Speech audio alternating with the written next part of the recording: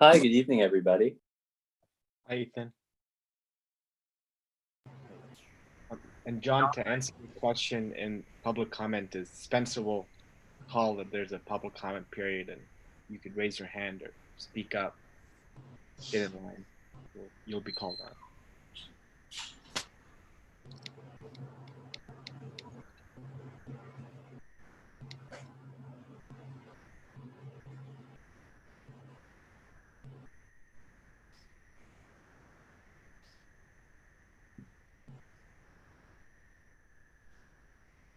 Okay, are we waiting on Christy?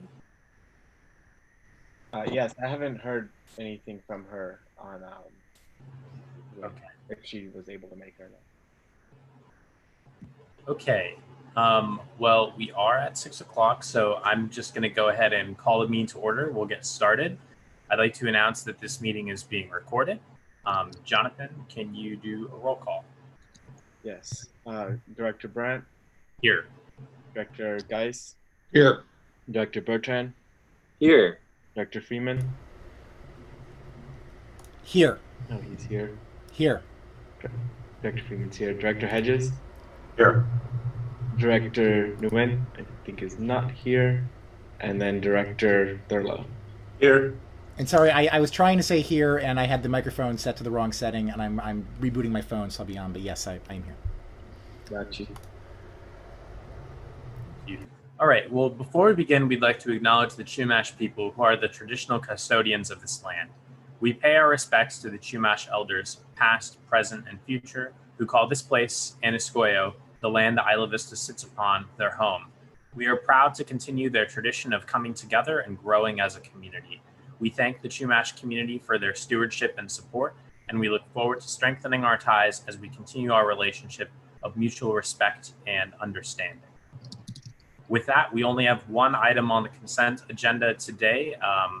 Does anyone have a motion? Yes, I'll move approval. Ethan? Motion made by Bertrand. And I'll second that. Seconded by Hedges.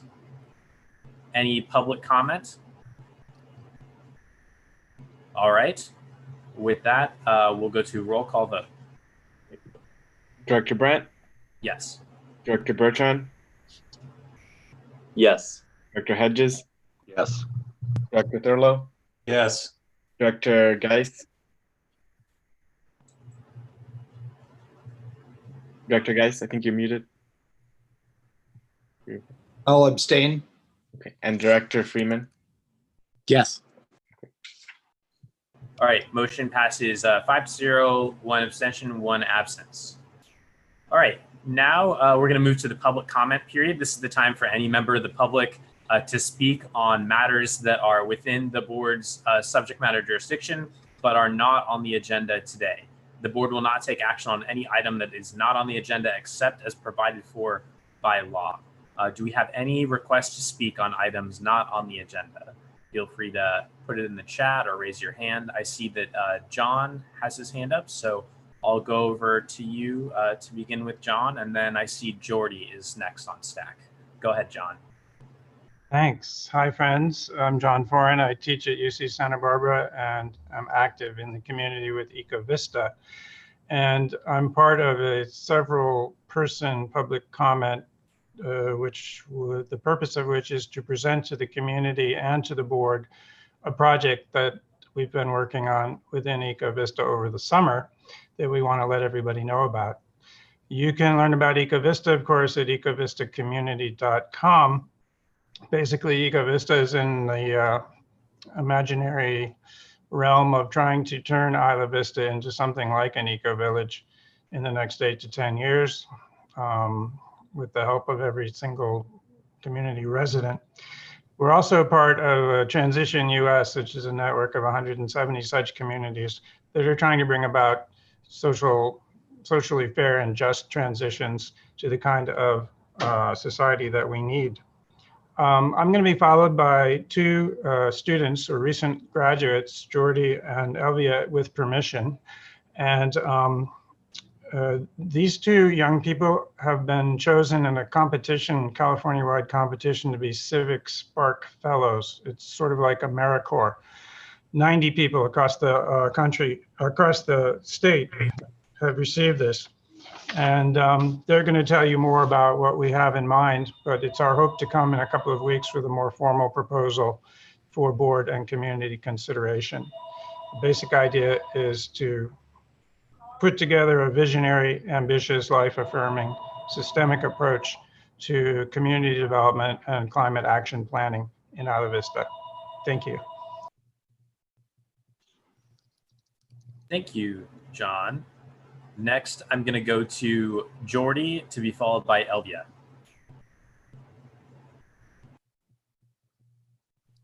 Hi, I hope you can hear me. Okay. My name is Jordy Scully, and I'm a UCSD alumnus, and I recently completed my master's in environmental sustainability. For my thesis, I chose to study EcoVista as a transition town initiative. As John said, the transition towns are they became an official transition town in February, and they're a well-established network of towns that are actively working on reducing reliance on oil and gas and tempering climate change effects and building local economies. Recently for Isla Vista, COVID, the wildfires, and the debris flow have all highlighted the crucial nature of the local community resilience, a localized economy, and the importance of widespread community involvement. Climate change can often feel like an impossible hurdle, especially in a small town with extremely limited resources like Isla Vista.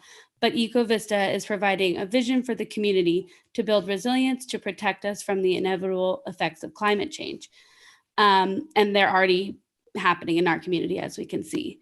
With the recognition of IVCSD's limited budget and even more limited time resources, we humbly ask for a grant and partnership from the IVCSD. EcoVista is willing to partner with the IVCSD both to provide community outreach for the COVID-19 pandemic and to begin the long-awaited planning for a community-based climate action plan and fair and just COVID recovery for Isla Vista. EcoVista has been successful in mobilizing our student population here in Isla Vista for the benefits of the larger community. Just in the past year, EcoVista has hosted several trash pickup days, released newsletters with tips on reducing greenhouse gas emissions and health tips. They've conducted a comprehensive survey of takeout container waste in Isla Vista. They connected with multiple levels of local government, and they're currently working towards a carbon neutrality goal in partnership with UCSB, which is designed to build more connected communities on a block-by-block basis. More recently, during the pandemic, EcoVista worked to divert a significant amount of waste from ending up on the streets and in the landfill by providing IV residents with information on alternative options for disposal. So EcoVista is a new group, but they have proven to be quite successful at engaging and mobilizing students to volunteer, and they're making substantial contributions to the Isla Vista community. They've done so with practically no funding up until this point, and with some funding, EcoVista will be able to employ someone to work or multiple people to work on a shared vision for Isla Vista in collaboration with the IVCSD. This person will assist in formalizing group processes, and as a result will enable us to engage more students to contribute to the community, among many other things.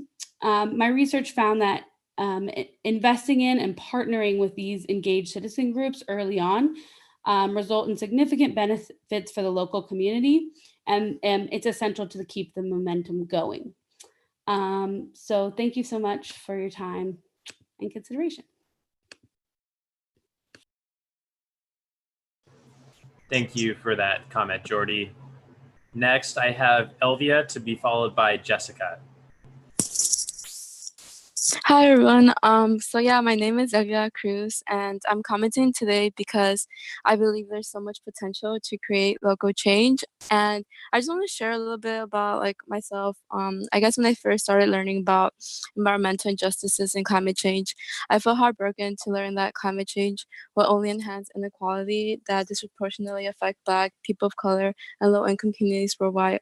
I felt compelled to take action, but felt that my individual steps, such as reducing my meat consumption until I became vegan, and reducing my waste weren't enough. And through my time at UCSB, I have learned of different ways that I can use my education and experiences to empower myself so I can also help our society pivot towards a direction of justice and equity. I have been able to learn a lot about the importance of local government and how they are so important in creating a resilient community. This potential partnership between EcoVista and the IVCSD will be a crucial step towards building the resilience that we need, especially now during like climate change and all that. And a lot of our members in EcoVista are UCSB students as well as community members. There is a lot of like passion and a vision that could be made possible with support from the IVCSD. Thank you so much for your time and consideration, and we hope to like continue strengthening this relationship because I feel like we like IVCSD and EcoVista have like a lot of shared like vision and like mission, and yeah, thank you. Thank you, Sylvia. Next, I have Jessica to be followed by Catherine. Thanks, Spencer, and hello, everyone. My name is Jess. I'm an resident, and I'm also a mother to a first grader currently attending Ivy Elementary in cyberspace. I wanted to add my voice and support to the proposal put forward by John, Jordy, and Elvia. I believe that it's a powerful opportunity to synergize efforts and visions. I also just want to say in our current political climate, I derive a great amount of just grounding and focus by what is happening at the local level. And I think at this point, we need more folks engaged with local government. And I believe the IVCSD is emblematic of this next generation of local governance. And I'm just hopeful about what could come forward from this proposal and encourage all board members to read and engage with the materials provided. Thank you so much. Thank you for that, Jess. Next, we have Catherine. Hi, I just wanted to introduce myself to the board and to everyone on this call. I'm Catherine Flaherty, and I'm running for the 2-year position for director on the board for the Isla Vista Community Services District. So I just wanted to formally introduce myself in this meeting. I already know George and Spencer and Ethan, but just for other people too. And I really look forward to hopefully working with you all in the future. So thank you. Thank you, Catherine. Great to see you. Are there any other requests to speak at public comment for matters that are not on the agenda?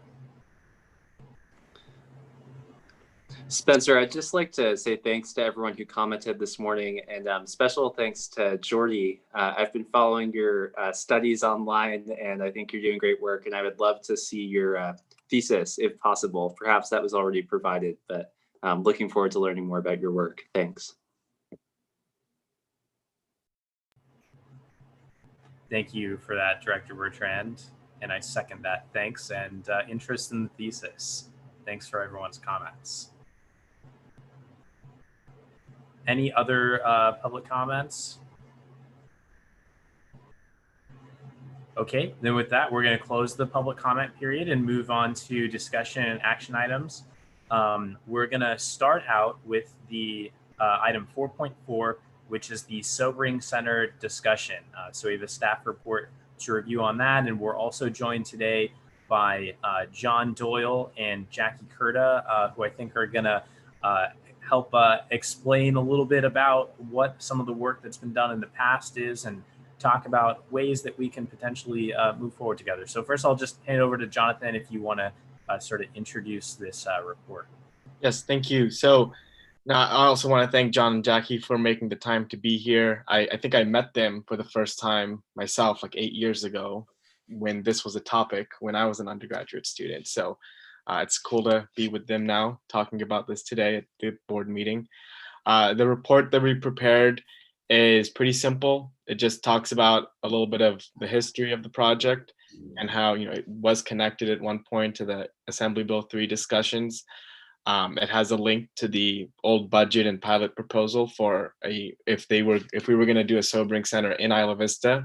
It did get very close to getting done at a couple different points, and then at the end of the process did not come to fruition, but there were points where this proposal almost was implemented. But then it does go on to say that work did not go in vain.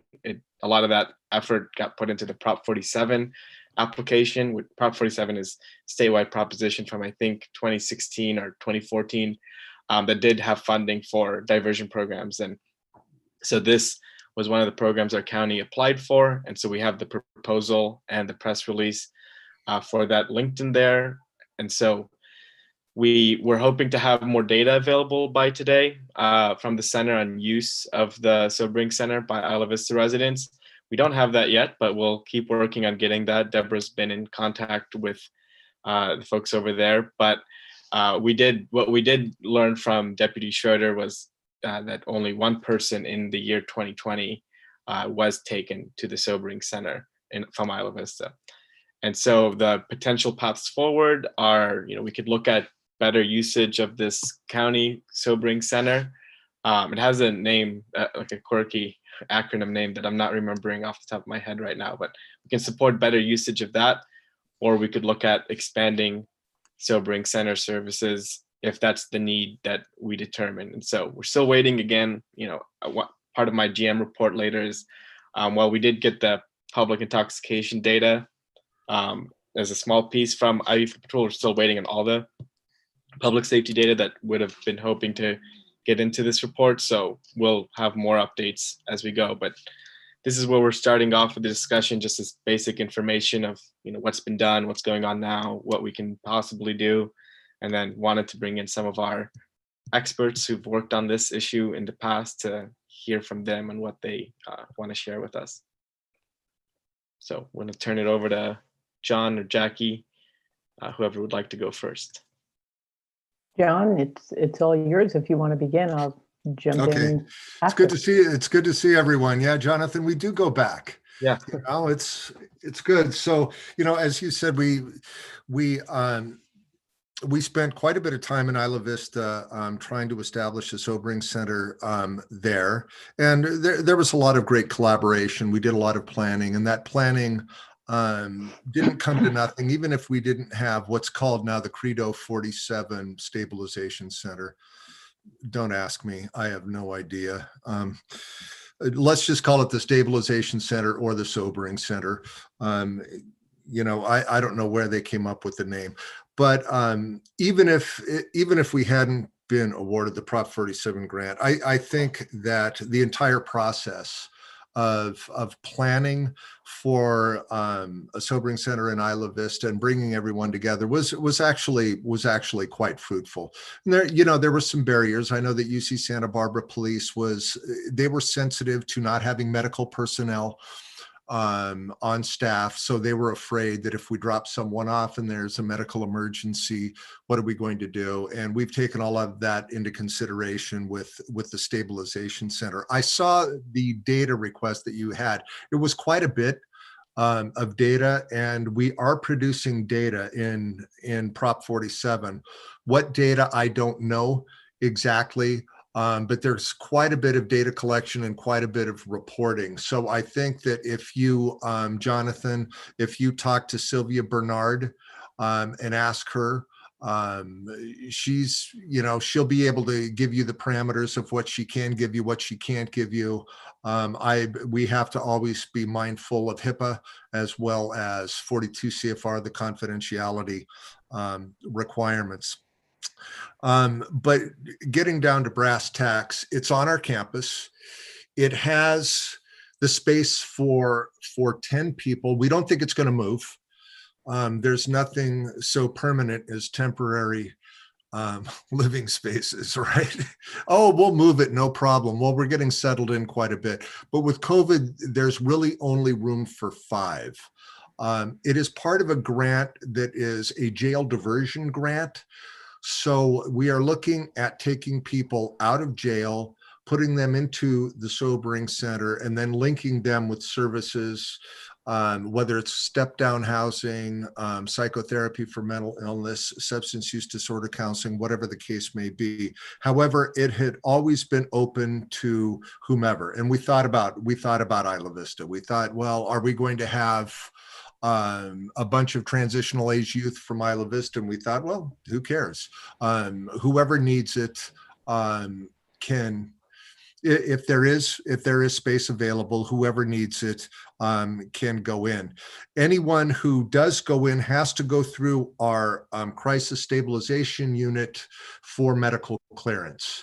And we want to make sure that people do not have co-occurring disorders. We want to make sure that these aren't our clients coming through, that we cannot, that if we need to provide any kind of psychiatric help or support, we can. But they do the medical clearance as of right now. Then people are walked over, or, you know, it's literally right across the parking lot to the stabilization center. The stabilization center has medical staff on board. It has a resident nurse, drug and alcohol counselors. It has support of our crisis team, our PUF. We also opened, we being County ADP, we opened a medicated assisted treatment access point, a buprenorphine induction clinic very close to the stabilization center. So we're expanding a lot of services around there.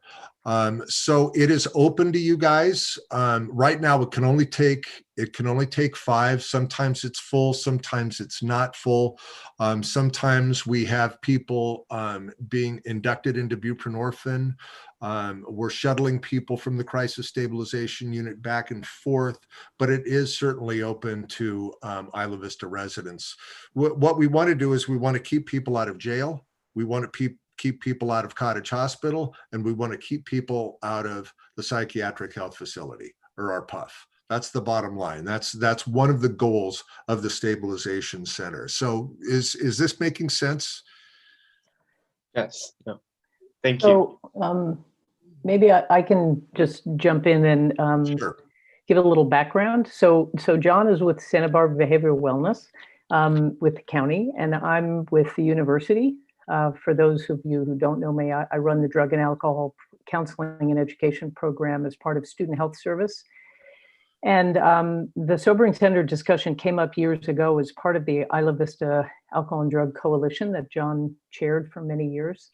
And the original motivation for this really came from the AS Legal Resource Center folks who were we were trying to develop a way to continue to support students who might be cited or potentially arrested for any kind of public intoxication, and keep the legal interactions and the repercussions of any kinds of tickets and so on, to reduce those, so that we could really, my program could step in and provide education and support, which is really ultimately always what we want to do for the students in Isla Vista surrounding drug and alcohol. Ours is a very harm reduction approach, and we want to always provide the educational support. So the idea came about as a way for students to avoid the legal interactions with the Santa Barbara Superior Court. And to John's point, stay out of the hospital, stay out of jail, and stay, have a local place within Isla Vista to be safe overnight until they were safe enough to be released. And the intention was to connect any students to our services as a way of follow-up. So again, always with that sort of educational prevention and support component. It became tricky. Part of the challenge we ran into was location. At the time, the location that we identified is actually the office of the CSD now, which didn't exist then. But that was a location that was identified as a possible spot, and there was a lot of renovation that would have gone into making the space safe for for students, and making the space suitable for other tenants in the building, because there were a number of both university and community-oriented services that are located in that building. So there was some concern at the time about bringing in potentially intoxicated people, perhaps the interactions with other students or other community members that might be uncomfortable or feel unsafe in some ways. So there were definite challenges with the location. There were also some challenges, as John referred to, with UC police and also, I think, IB Foot Patrol about how to actually I note, I'm sure I'm not using the right terminology, how to write these students up.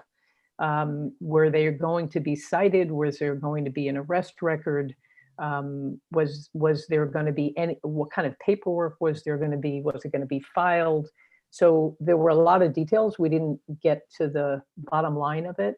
But again, the intention was to keep at least our students. And then we also, of course, have other people living in Isla Vista. So how did we handle the City College students? How did we handle the UCSB students? And how did we handle people who didn't live in the community but might need the support of a sobering center? So we got pretty far, but we also got caught up in some logistics and some funding. Quite frankly, I think there were some funding concerns. And to my recollection, and Jonathan, you know best, I think it went to an AS student ballot or vote. And they went twice. Right. In a row. And I think the students, to my recollection, were concerned about, you know, putting a lot of money into a resource that's utilized by a relatively small number of students, and also potentially by people who weren't UCSB students at all. So there were some funding concerns there. But I will say, just, you know, from the perspective of being an educator and a prevention person and a therapist, the opportunity to be able to intervene at a really important time for the students was really a great motivator. Now, admittedly, we weren't going to be doing counseling while they were in the sobering center resting and sleeping. But we were going to be able to have contact with them to be able to continue to, you know, support them and avoid the long-lasting effects of either a citation or an arrest, which can have, you know, some pretty substantial consequences for students down the road. So. Well, thank you, John and Jackie, for that thorough presentation on the Sobering Center.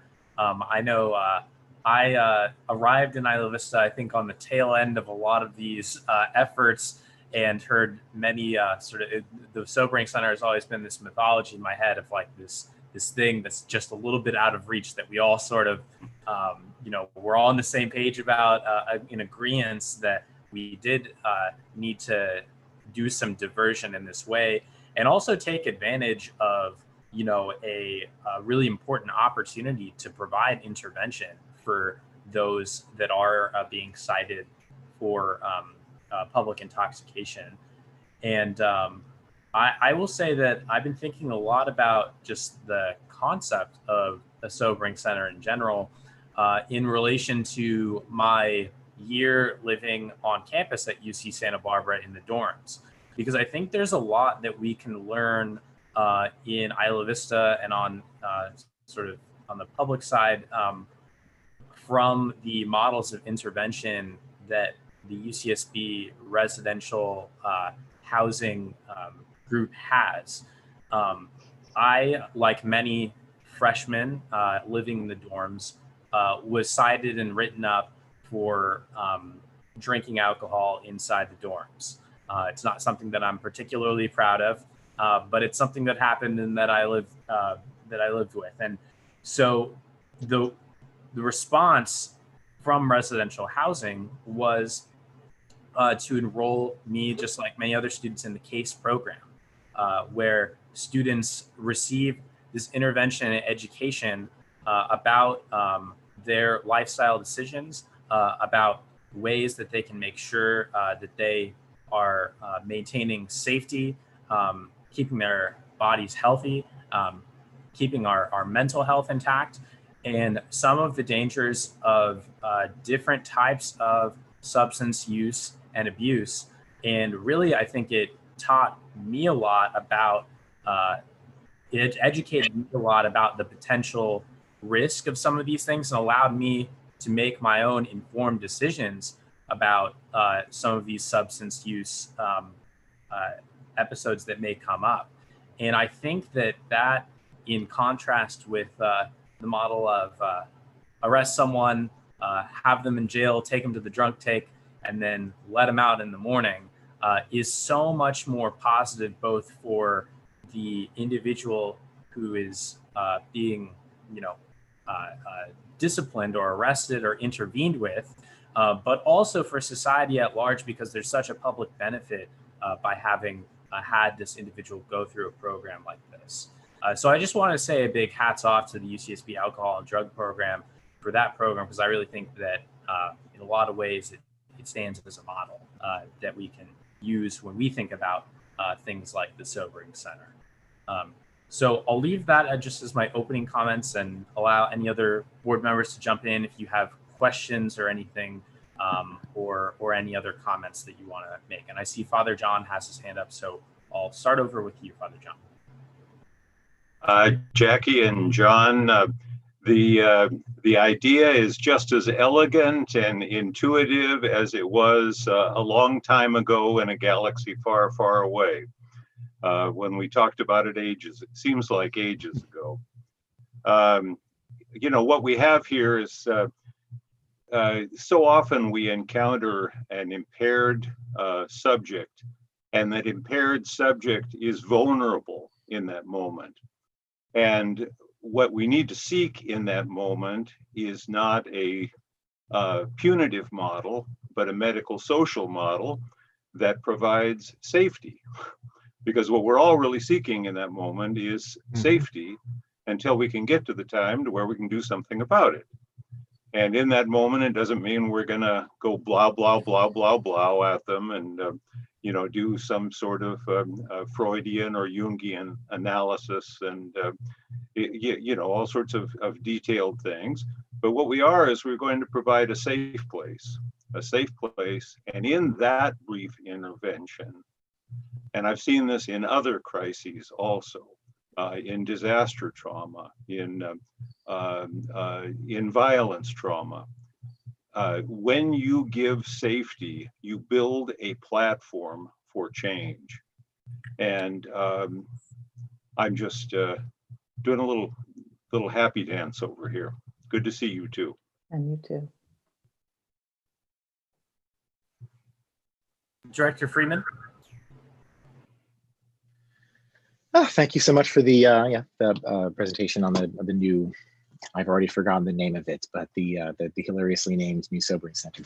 So something I've brought up at some of the previous meetings, which is relatively short, so I'm just going to mention it again, is that, or for the right context, is that when I was involved in the discussions with relation to the Sobering Center years ago, one of the big aspects, as was mentioned, is funding related to it. And one of the comparisons that had always come up, more contrasts that could always come up, is how the city of Santa Barbara was successfully utilizing a Sobering Center. And one of the big differences there was that they had to pay a booking fee in order to take anyone to the county jail. And so from their perspective, they were saving maybe even $380, some number, I have some vague memory of, maybe that's a totally wrong number, but it was some reasonable amount of money that they felt that they could then apply towards the usage of the Sobering Center at each individual point. And that was something that was always seemed thereby difficult to convince the sheriff's department here in order to actually utilize a similar model. And I also, then just a couple weeks ago, and I don't remember the details here, sadly, I really should, but it was that the downtown Santa Barbara has decided to stop using the Sobering Center recently. And I don't think that it was because of just COVID or something like that, that it was some aspect of the financial relationship between them and the county sheriff's department. So what I'm curious about is how much on board is the sheriff's department with relation to the utilization of this Sobering Center, and how are the economic incentives there working out? I'm curious who is paying currently for the Sobering Center, and how to best support making certain that it does get used as often as possible, because I would certainly like to see it used essentially every single time. Oh, and one final bit in there, which is not a new question, this just kind of tying some of this stuff together. I'd also been hearing that maybe we weren't using it that much right now for Isla Vista, and that maybe even people were refusing to be taken to the sobering center. And I was wondering, is that because of cost? Are we like, is it the user who's, because that was one of the models always, was that the person who would end up in the sobering center would have to pay for it. Are we charging them? And that's why they're refusing. Who's being charged? How's it being paid for? And how do we make certain it gets used?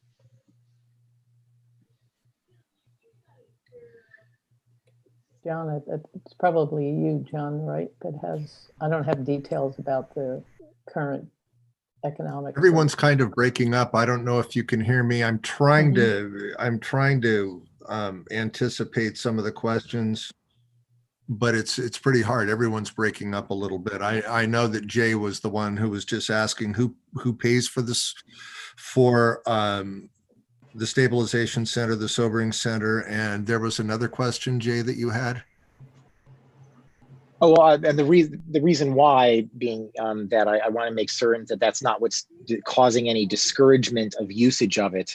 Is it like, how are the economic incentives working out between the sheriff's department and the sobering center? Are we charging the person who is going to be brought to the sobering center? Is that why they're, maybe I've heard they're sometimes refusing to be taken to the sobering center? How are all the economics of this working?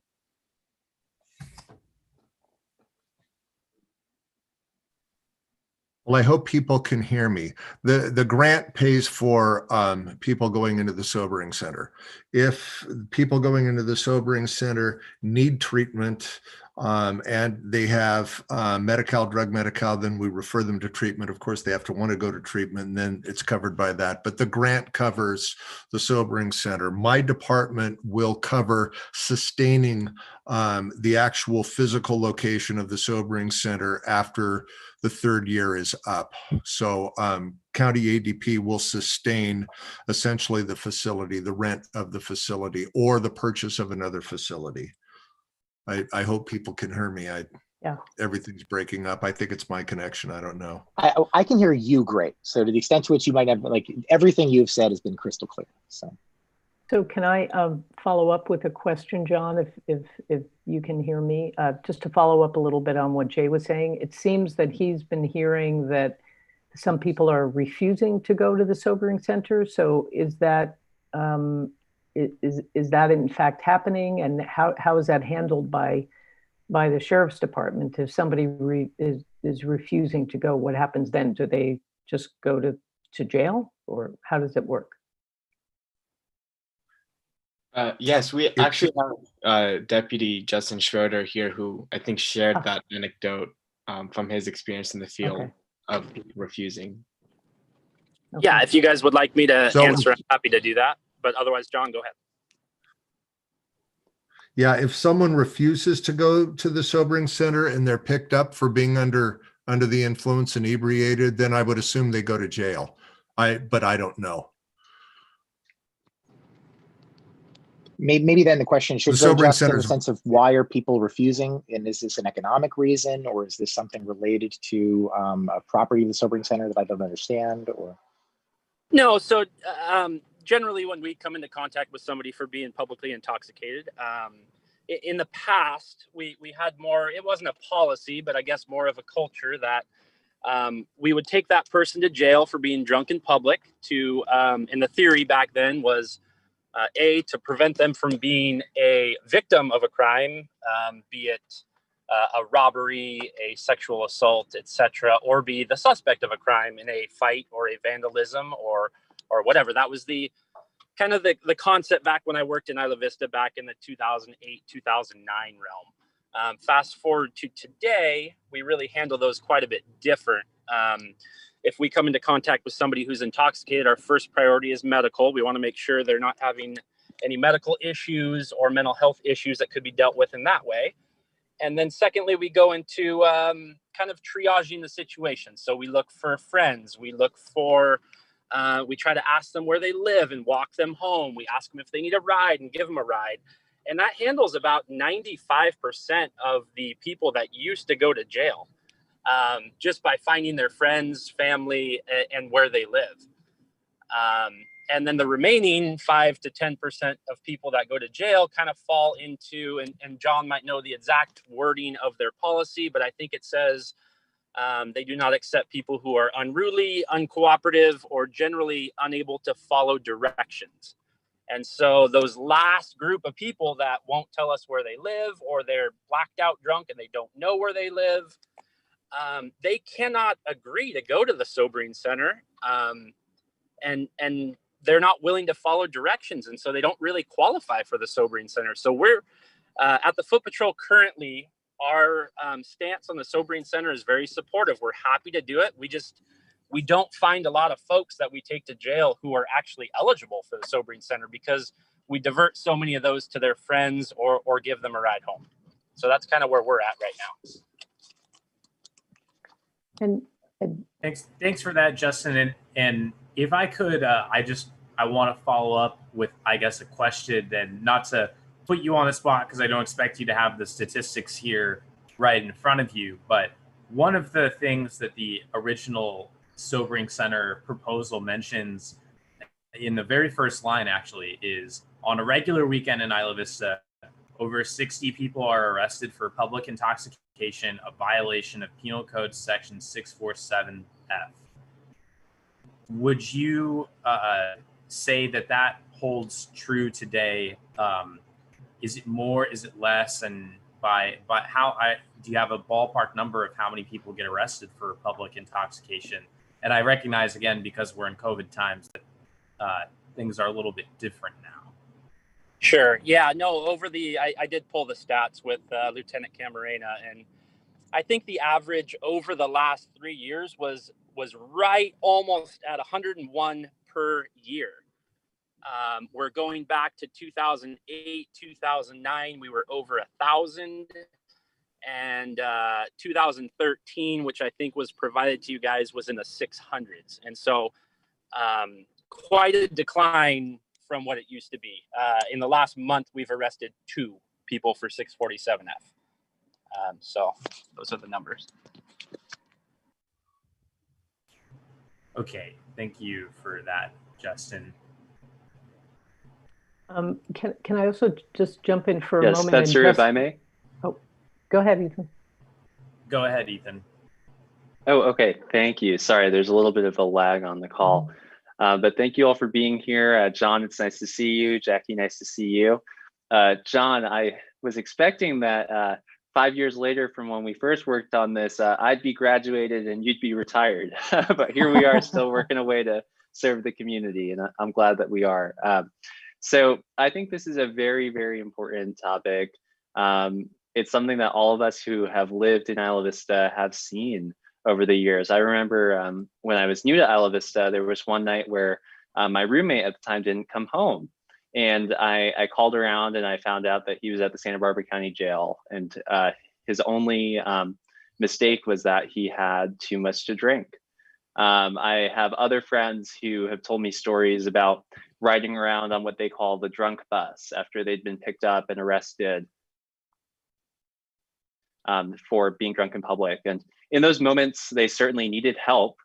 They certainly needed someone who could get them out of whatever situation that they were in. But by no means did they need criminal justice intervention. By no means did they need incarceration. So I think this is a very important thing for us to move forward on. I appreciate how the amount of arrests for 647F violations have gone down over the years.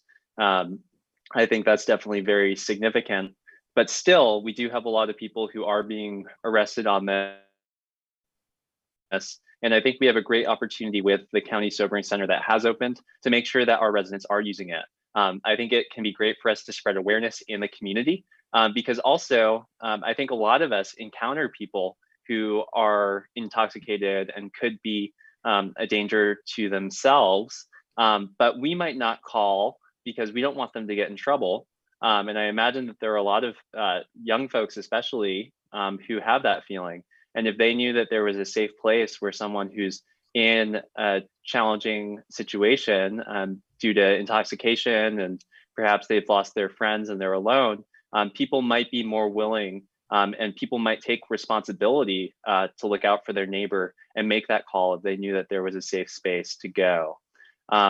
As far as moving in this direction of really looking for someone's wellness as opposed to working to punish them, I think we really are acknowledging that when someone is in that state of mind and they're so intoxicated that they can't care for themselves, that's a really bad experience. They're not having their best time in that moment. So I really don't think there is any need for us to take action that would punish them. We want to be there with resources to help them be healthy and to help them have success in our community going forward. So I think that it's great for us to see how Isla Vista can better utilize the existing service. If we find out that as Isla Vista usership goes up, there's a need for additional capacity, then I think that's a discussion for us to have in Isla Vista. But right now, I think we're moving in a good direction. And then specifically to Deputy Schroeder, I appreciate what you discussed as far as newer practices with the Foot Patrol.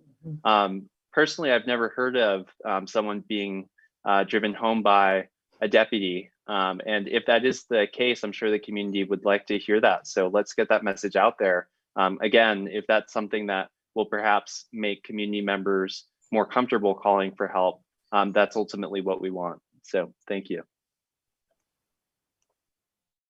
Thank you, Director Bertrand. Are there any other board members that wish to speak? I think, oh, sorry, I'm not a board member. Go right ahead, Jackie. Okay. I know I forgot we cut you off there. No problem. So I wanted to just clarify again, one of the factors involved in the idea of locating the sobering center or a sobering center in Isla Vista was also the ability for friends to bring people about whom they're concerned to a safe place. And that opportunity, and no, it clearly was not designed as a place to drop off a friend who's drunk to just, get them out of, out of the group at the moment. But it was an opportunity for people to bring somebody about whom they were concerned to a safe place for a safe evaluation. That opportunity doesn't necessarily exist given the location of the current sobering center. And one of the other concerns, which I think is mitigated by the process at the current sobering center, is how do people get home from the sobering center? We know in the past there have been just really very unfortunate stories about people being taken to jail and being released in the morning, literally no shoes, no ID, no, hardly, the appropriate even clothing at the moment. And they're left to find their way back to Isla Vista or Goleta, wherever they lived, or back to the campus. My understanding is that rides are provided from the current sobering center in back to wherever students live. I think that's the case, right, John? That is correct. Okay.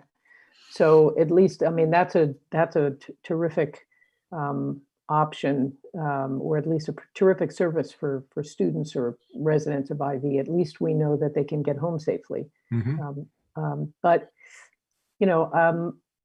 I also very much appreciate Justin's comments about how IV Foot Patrol, how the Sheriff's Department works with students or with young people living in Isla Vista to avoid taking them to for further law enforcement action. And I don't think students know that. I think to Ethan's point, I'm not sure that students are really aware of the ways in which the Sheriff's Department is attempting to help students or people, Isla Vista residents or visitors, to help them find their way to safety rather than take them in for any further action. So I know whatever we can do on our side from the alcohol and drug program to get that information out, we would certainly love to be able to do. Thank you, Jackie. Mm-hmm. I saw a hand from Director Thurlow, and then I see one from Director Friedman. So go ahead, George. Jonathan, can you give us an idea of what kind of direction you want from us tonight and where we go from here? Yeah, I think the direction is, is this a priority for the board for us to continue working on? And then what's the general area you want us to work on? I'm hearing it's more, let's try to educate and make people more aware of the current services and make sure that's getting utilized, and figure out strategies for that rather than try to develop one in town right now. But so let me follow, if I may follow up with that. Well, go ahead, Jay. I see your eyeballs moving. I mean, I have a question. So when I my prototypical user in some sense of the Sobering Center, whenever I've thought about the Sobering Center and I've just randomly pictured somebody who's using it, I'll be honest that I always assumed it was somebody who was sufficiently drunk that they seemed to need some protective services and that they maybe didn't know where they live. And so I was kind of surprised, or at least was unable to communicate correctly where they lived. So I guess I was quite surprised in some sense at to learn that is apparently the specific kind of person that the Sobering Center currently can't take. And I don't know if that's because the Sheriff's Department believes that to be the case, or in the case of Justin was saying that was the policy from the Sobering Center. So maybe this is a question towards John, but I mean, is there, it seems very strange to me that would be the person who you are most deciding, well, let's throw them into the jail at the point where they are so blacked out drunk that they can't really communicate, as opposed to bringing them to something that feels more like a medical facility. That certainly isn't part of, we have an exclusion list. We've got all sorts of policies and procedures. I've worked on sobering centers for decades now. So I can send the exclusion list. The exclusion list more than anything else is a medical exclusion. We deal with clients that are nodding off, clients that are overdosing, clients that are rude, clients that are fairly violent, clients that are actively psychotic. We're part of that crisis hub. So we'll take anyone.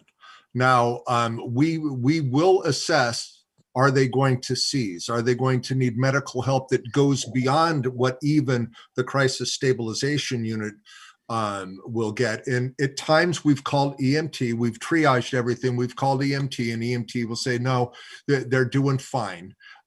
Sometimes we refer them to cottage, but no, we'll take just about anyone. I'll send the exclusion list, but it's really for the client's own benefit, things that we simply cannot treat outside of an emergency room, essentially.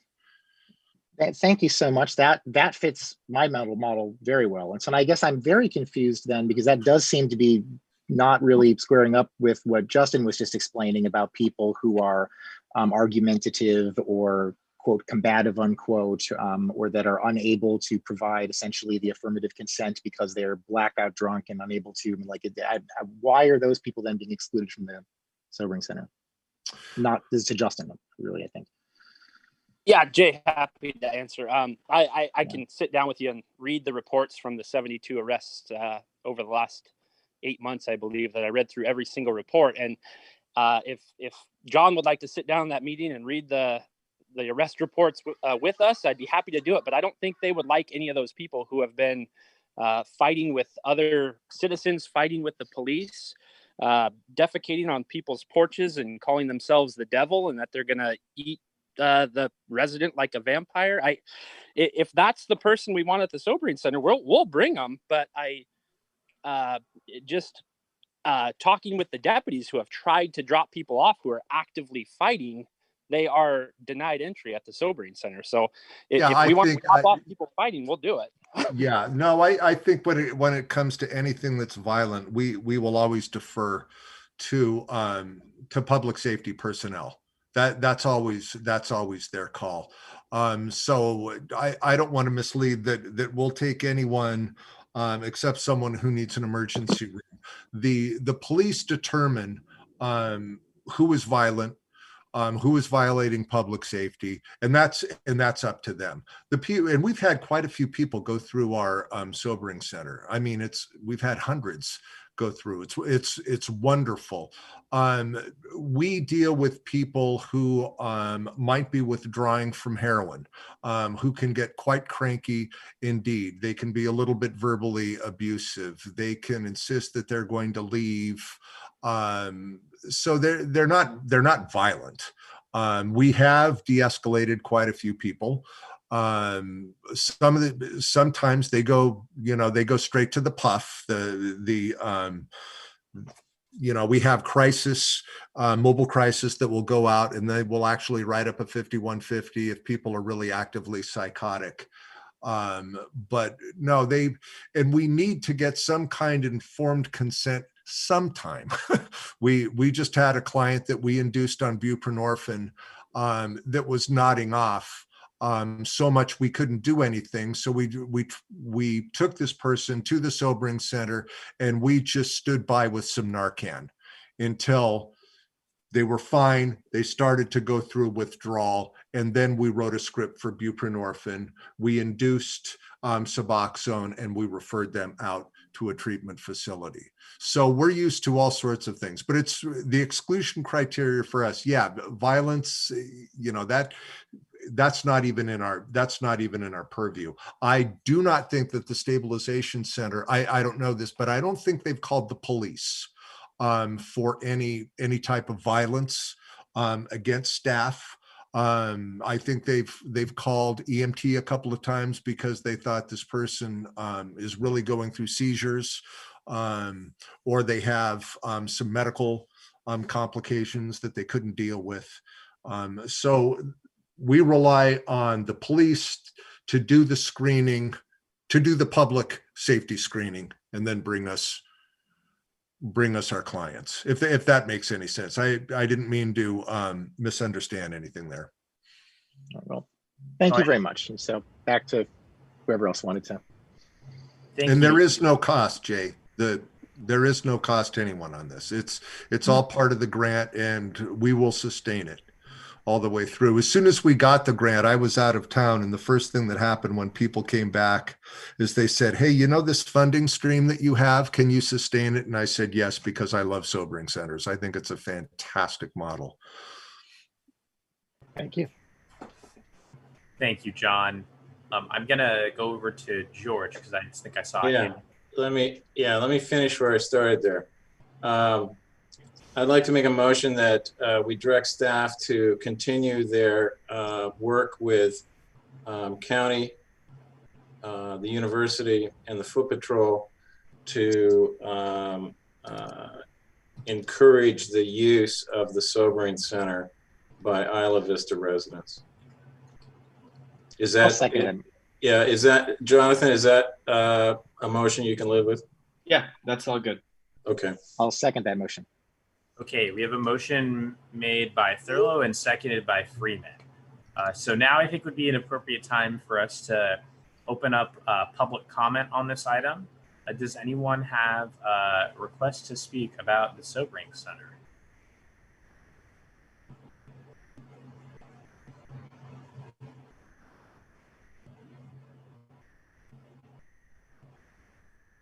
Okay, I will close the public comment period for this item then and bring it back to the board. So maybe Jonathan, can you read back what that motion was for us? Yeah, I was actually just about to ask if I can do that.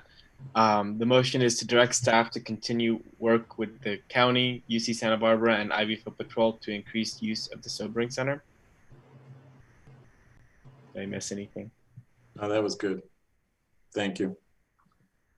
Excellent. And I'll just say, I think this is a great motion. And we're continuing on. I'm definitely looking forward, I think, to being able to dive deep into the stats, and are really excited that we're continuously working with IV Foot Patrol and UCPD in order to compile some of these statistics about different arrests and citations in our community. I think when we're talking about it without the data in front of us, it can feel a little bit abstract when it comes to, who is potentially eligible, who's potentially not eligible. So I am definitely looking forward to that, and would take you up on your offer, Deputy Schroeder, to sit down and look through the reports just to get a little bit of an idea of just everything that's going on. So with that, does any other board member have comment on this item? Yes, real quick, I also just want to mention that a couple of us, along with members of the Foot Patrol, met with Supervisor Hartman's office last week about this general issue area, and I'm really excited for what we do next, not only on the back end here, but also on prevention and identifying additional community resources that can be used to make contact with folks who are having emergencies with alcohol and or drugs to prevent law enforcement contact in the first place when it can be resolved otherwise. So I'm encouraged about that as well. And then Jonathan, can I send you, I would just like to send you, because you're the one who sent me the most recent emails. I can send you our exclusion criteria and some of the intake paperwork that we use. I think that would be really helpful. That'd be great. Thank you. Okay. Just a quick comment and a shout out to Justin, because I'm sure many of you know of the restorative justice program that Justin has initiated for some, not alcohol and drug related necessarily, but some other minor offenses in Isla Vista. And way back when, there was talk about a restorative justice approach to alcohol and drug offenses in Isla Vista as well, and the possibility that there could be something local in Isla Vista. I think there was even talk at one point of a retired judge who might come out to Isla Vista and serve in some capacity to, help initiate some restorative justice approaches. So I don't know what the conversations are with Supervisor Hartman, but I certainly, some of our student staff have been involved with Justin's restorative justice program, and it really looks like it's serving the students. The feedback from students who've participated has been really powerful, I think, speaking to both what Ethan and Spencer have spoken of in terms of what really serves the students and Isla Vista residents well in terms of education and prevention. So would love to be a part of any further discussions in terms of education for people surrounding alcohol and drug issues and concerns. Thanks for having us here. Yeah, I miss you guys. I miss Isla Vista. So everyone except George. George, I never got along with. But call for the question. Call for the question. So it's good to see all you guys. And Jonathan, I'll send the information to you. Thank you. Bye, Jackie. Bye, John. Thanks for having us. Bye, everybody. Thank you so much both for joining us. See ya. All right. I'll say one more thing before we vote on this, because I'm very excited about the direction we're heading. And I think Jackie was right now just mentioned something related to education, which made me think of something that I've often told people about. The very first piece of education that I ever received regarding alcohol and drugs in Isla Vista from an older student, which was under no circumstances should you sit on the curb, because in that situation, that's when you know that you are inviting an interaction with law enforcement to potentially be cited or arrested. And I think it's great that I think things like this are really trying to shift that culture. And I look forward to the day, dream of the day where that piece of advice is no longer passed down from student to student, generation to generation in our community. So with that, Jonathan, do you want to do roll call? Yep. So Director Brent? Yes. Freeman? Yes. Bertrand? Yes. Hedges? Yes. Erlo? Yes. Nice. Yes. Motion passes 6-0 with 1 absence. Thanks, everyone, and we look forward to more work on the Sobering Center. Okay, I want to take us actually in order to item 4.5 because I think we have representatives with us, or do we not? Oh, yes, we do, from the United Way to talk about the Isla Vista Beautiful 2019-2020 program review. So I'll hand it over to Jonathan on that. Great, thank you. We had a great time working with Amani and Emily this last year in running the program. Obviously, we had COVID happen in the middle of it, and the program's been fantastic and continuing through all that. So I'm going to share my screen and get up the report from this last year, and then Emily and Amani will walk us through it. And wanted to just give a special thank you to Amani, who's leaving us, but who helped come up with the idea for this program in the first place. So thank you for all the work that you've done, and we're gonna keep going with this, and it's a great legacy. So thank you, Amani, and I'm gonna pass it over to you now to review what has been done. Thank you so much, Jonathan. It's been really good working with all of you too. I'm really excited about this program and how far it's come. So yeah, this is a little bit of an overview of what we've accomplished in the past year. It's an update on other presentations that we've given on the program. So just to refresh, Isla Vista Beautiful is a program that employs people who are experiencing homelessness or have recently experienced homelessness. And they've been involved in a variety of community improvement projects. They do graffiti abatement, they've been doing weeding, landscaping, trash pickup, assisting with the Isla Vista move out in this past June. And the idea is to provide houseless members of our community with meaningful employment, something that they'll be proud of, that'll help them find housing and have more of a financial support. So last time when we were updating on our employees, we just had learned that Ron got married. He was in housing for the first time in a while. And now I'm happy to share that Joseph, an employee as of January of this year, just got housed this past week at a large communal house downtown. So he's really excited about that. And he was telling me the other day that working with Ivy Beautiful definitely played a large part in that. He was working with New Beginnings to secure the housing, but throughout the entire process, which takes forever, it takes a long time to really secure housing because there are huge wait lists for that kind of thing.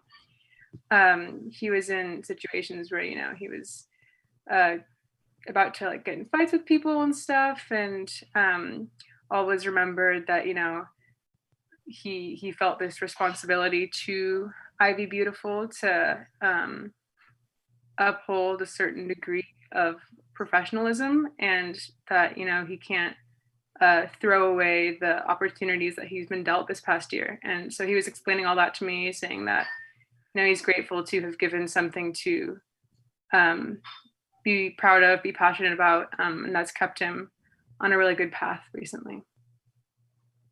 So some of the things we've accomplished this past year, we hired 2 more staff in January. They've been working a lot more independently, which had to happen a bit because of COVID. I haven't been able to be in the office during their shifts, and they've been doing well with that.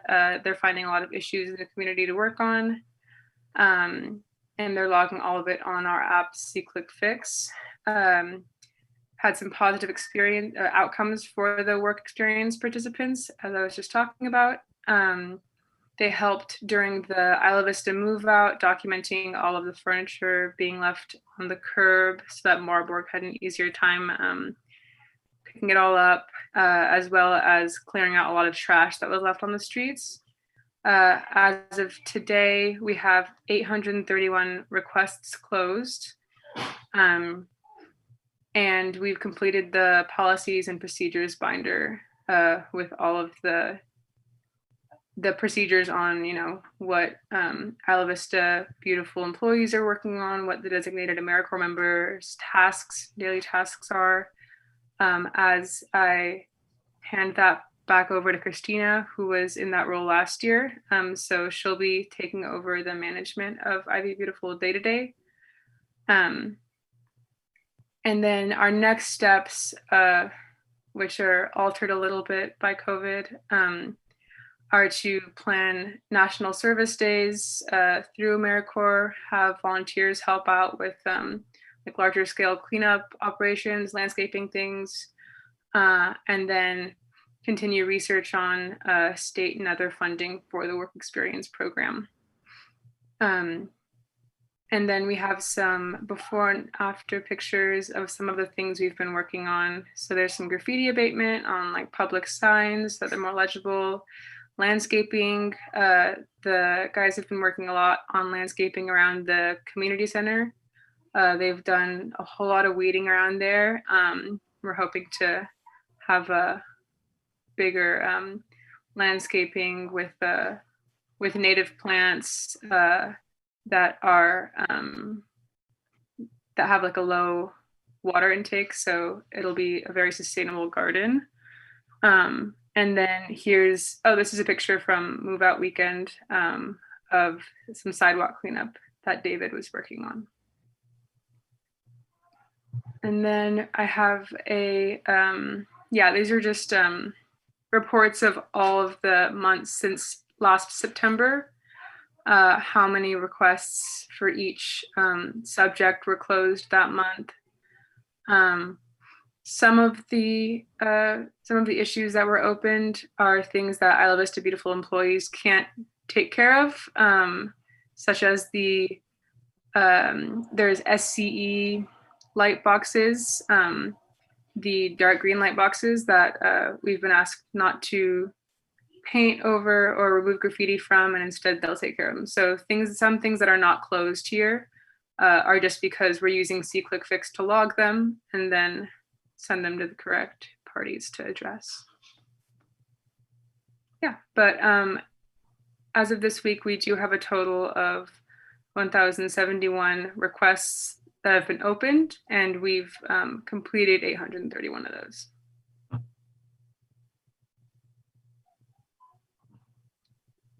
Yeah, that's our report as of now. I think Emily was gonna speak a bit more about the contract as well for this upcoming year. But if anyone has any questions about how the program has been running over the past year, I'm happy to talk about it a bit. And maybe I'll just jump in real quickly before we get to the next agenda item, but just to also, like Jonathan, just really thank Amani for the work that she's done. The initial vision of this project, and working with our staff, and I think doing this as an AmeriCorps member has it's just been great. It's definitely something we're really proud of, and happy that we have been able to see it come this far. So just thank you also. Thank you. Yeah, it's been really lovely working on this. Any questions that we can address? Thank you, Amani, for that report. We really appreciate the work that you've put into the Isla Vista Beautiful program, and especially appreciate the contributions of all of our beautification staff as well. So please relay that from our board to them. We're very excited, especially to hear about Joseph receiving housing this week. That's great news. I want to briefly, for the public's benefit, just to remind everyone that you can use our C-Click-Fix app to report different things that are all mentioned in this report, such as graffiti to be abated, obstructions to the public right-of-way, other sorts of landscaping and lighting issues as well. I know I use it on a regular basis, and so you probably have seen my requests come in there, but I think it's a really underutilized resource and a way for the public to participate in making Isla Vista beautiful. So we just want to get that plug in for everyone. I want to go to Father John. I just want to say that this was so much more than just a program. This was transformative of human beings, allowing them to get the confidence to begin to make progress that perhaps had eluded them in the past. And for both Joseph and Ron, it's another one of those happy dance moments. And I am so grateful that we were given the opportunity to partner in this work. Thank you, Amani. Thank you. Thank you, Father John. Do we have other members of the board that would like to speak or have any questions? Yes, this is Ethan. Amani, Emily, Eddie, thank you all so much for the great work you're doing, and for all of the community members involved as well, Ron and the team. This has just been such a joy to watch this program grow, to see the tangible difference that it makes in the community, from cleaning up our community to identifying issues, to importantly helping people move forward out of some struggling times experiencing houselessness in our community. So this has been very rewarding. I think I'm definitely interested with how we can continue to expand this, which we'll talk about in the next item. But also as part of that, how do we get more participation from residents in reporting issues through the SeeClickFix app. The app has been incredibly useful and valuable as a work management tool for the team to keep track of progress and to identify issues and to manage the workload. But I think going forward, we have an awesome opportunity to make it so that most Isla Vista residents have the app on their phone and use it. I think it helps Isla Vista residents not only take action, but also think about just the issues of how we can improve our community, especially if they know that there's such an easy way to identify issues that can be quickly responded to. So thank you so much for your great work. This is really impressive.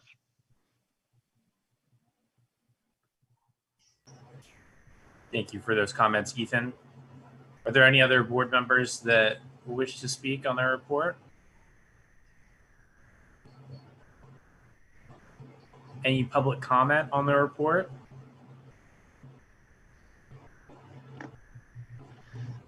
Okay, well then I think with that, it transitions pretty well into item 4.5, which is where, item 4.6, where we actually get to talk about some of the contractual ways that we can add to and improve the program. So Jonathan, do you want to introduce this item? Yeah, I'll introduce it, and then I also, Emily can speak more, and I think Christina is also on the call right now if she wants to reintroduce herself, but I think we all know her. So this new contract for 2020-2021 is a little different than the previous one. I mean, the language of the contract is pretty much the same. It's just scope of work and the budget are slightly adjusted, partially based on our experience, what we've been doing, also based on the new need of the district to handle landscaping at the community center. And so that was another component of it that we've discussed in the past. And then another piece was in July, the board took action to direct us to work on expanding street outreach services in Isla Vista to the homeless community. So instead of doing those as three separate contracts and projects, we put them all under this umbrella to work all cohesively. And so that's why you'll see the budget has bumped up a little bit, but part of that budget, the $4,400 for the community center landscaping, is a separate line item in our budget outside of Ivy Beautiful, and we'll charge it that way. But it's just a more opportunity to have another position handling this work at a same price as what the county, I think, was paying for the buildings, but at a higher level of service and more dedication, and local who lives nearby who's really gonna steward the issue. And then also with the coordinator position, I'll let Emily explain more about the differences with how the operation is going to work, but it is a 20-hour position, and they will work on managing Isla Vista Beautiful, but also working on our street outreach efforts that the board voted to expand. And then again, while the budget has gone up, there's also on the side, you'll see that there's a proposal a request that was made of funds that are available for street outreach. So if successful, we'll get a little more than $7,000 there for these efforts brought back in. So we're gonna have to make the commitment now, but good chance that we'll get funded for it later. So that is the big change in the budget. Is kind of we still have the 5 positions. It's still, I think, the same amount of total hours, a little more, but we're changing it up with the team leads, and Emily will talk about this changes in the operations, but wanted to just introduce why it's the budget's just broken down in general differently now than before, but it's just because we're learning and getting better at this. So Emily, do you want to talk more about this? Sure, absolutely. So in meetings with, Jonathan and Deborah and Amani, and, just talking about where we think we could make improvements to the program, I did increase the coordinator staff position. I have a note here just up above the budget that says, we will still have AmeriCorps members serving and dedicated in Isla Vista. We'll have a Vista who's working on capacity building, and we'll have AmeriCorps members who are doing direct service. But I think what, we really wanted to charge, in the budget was that staff time. We've gotten feedback that having, the staff support is very beneficial to the project. And then I think, that outreach that we're hearing about, which I think of as outreach, to people experiencing homelessness, but also outreach to the larger Isla Vista community, including students and business people, kind of the entire community, to do outreach about the C-Click Fix-It app, about the Isla Vista Beautiful project. And so I think this idea of having the staff person who's focused on outreach, where we can, go after, and it was in our report that looking for state and other funding that's available is something, we want to continue to do, where we can reimburse some of that, especially if it's to unhoused folks. We will apply for that funding and hopefully offset, some of that increased cost of the coordinator. So, I think the outreach and the coordinator is one change that we see. And then we've broken down the labor into, sort of the regular positions, the crew, and the team leaders, because we do want to create, opportunities for, advancement for people. We think, creating, that ability to be a team leader would be a good thing for the actual Isla Vista Beautiful, people who are out there doing the work. So we made that change. And then we did add some staffing specifically for the community center. And we talked to the team to get a sense from them of what would be needed to provide those services, to the new community center. So we added that line item there. Let's see. And then there's some line item around landscaping and supplies, for the community center also. Although, we think in our conversations as a group that we could see significant in-kind donations of landscaping and supplies also that we would bring to this project. So, yeah, go ahead. The wages and the workforce development board numbers and how they compare. Yeah, so we do have some new projects that are getting going in the county, where with the workforce investment board, it's a program where people will be placed at food banks, people experiencing homelessness, and for a more of a limited period of time, we'll do work in food banks. And so that $17 an hour is what they're starting at. And then the 1860 is what we are currently starting, staff just generally with our organization at. So that felt like a good place for the team lead. And what else did we add? Just, we emphasized in the scope of work more of the community outreach and the affirmative marketing, and just made that very, much a priority for this service year. And I think those were the primary changes, but I'm happy to answer any questions.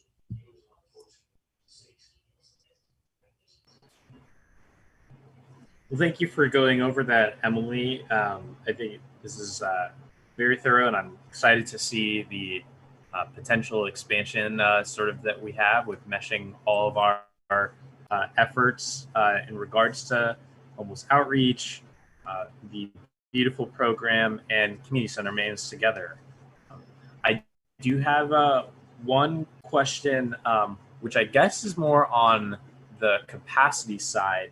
And so I guess Emily, Amani, Christina, whoever, feel free to jump in and answer. But I'm curious as if you have an idea of what proportion of the requests that our Ivy Beautiful staff respond to are like generated by like complaints versus or generated by like user submitted reports versus reports that the staff themselves submit. Amani, you might be best to respond to that.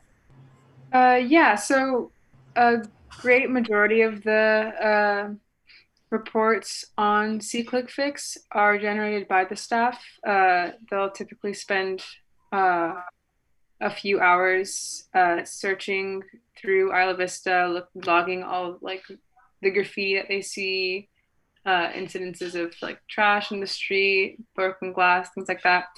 And I would say probably there's like one request a week from a community member. So like 3 or 4 requests every month we get from community members. I've seen some from you, Director Brandt. I've seen some from there's like I'd say like 5 or 6 people in the community that consistently will put requests in. So I'd really like to see a lot more community involvement with that. Maybe just publicizing the app a little bit more, because I know everyone has seen things in Isla Vista that can definitely be addressed by the Ivy Beautiful team. It might be more a matter of, because we have gotten some requests that are like graffiti in the back parking lot of an apartment complex. And whereas that's something that should be directed more so to the management company or landlord of the complex, we can't really address anything that's past 8 feet from the curb. So things that are public property, as opposed to graffiti on like a private residence. So as far as everyone knows, as long as everyone knows exactly what Isla Vista Beautiful can address, then it'd be great to have more people involved. Yeah, and maybe I'll just jump in with the capacity question. We've looked at the budget versus actuals for this most recent program year, and we are behind on, fully spending down the labor of the would-be 5 positions. We ended up with 3 folks who were working, sometimes more than the, 10 hours a week, certainly, that we had estimated, I think averaging more along the lines of 12 hours a week.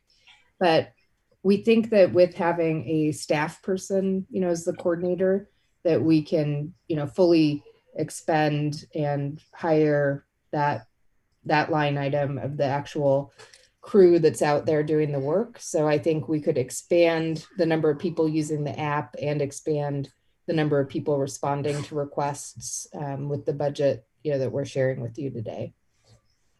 And Christina, who's here, she and Amani brought this idea of the Isla Vista beautification project to us originally, and Christina's already started with the United Way, working with us, and is in the Isla Vista community already doing outreach and assisting us. So she'll be ready to get started right away.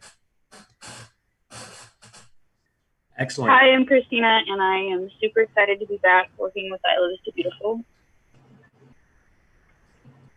Excellent. Thank you, Christina. We're excited to have you as well. And thank you for that, Emily. I think that helps address sort of where I was going with one of my questions. And I guess I would just say, I think having it'd be great. I would love to see specifically in our scope of work a deliverable around trying to promote usage of the app and increase usership, because I think it's very clear that it is a underutilized resource. I think as Director Bertrand put it very well, it seems like it's such an excellent case management tool for managing all these requests. But if we've got more folks in the community generating user submitted reports, then that's less time or more time dedicated specifically towards identifying or not having to identify the problems, but just going out and solving them. So I would love to see that included as well.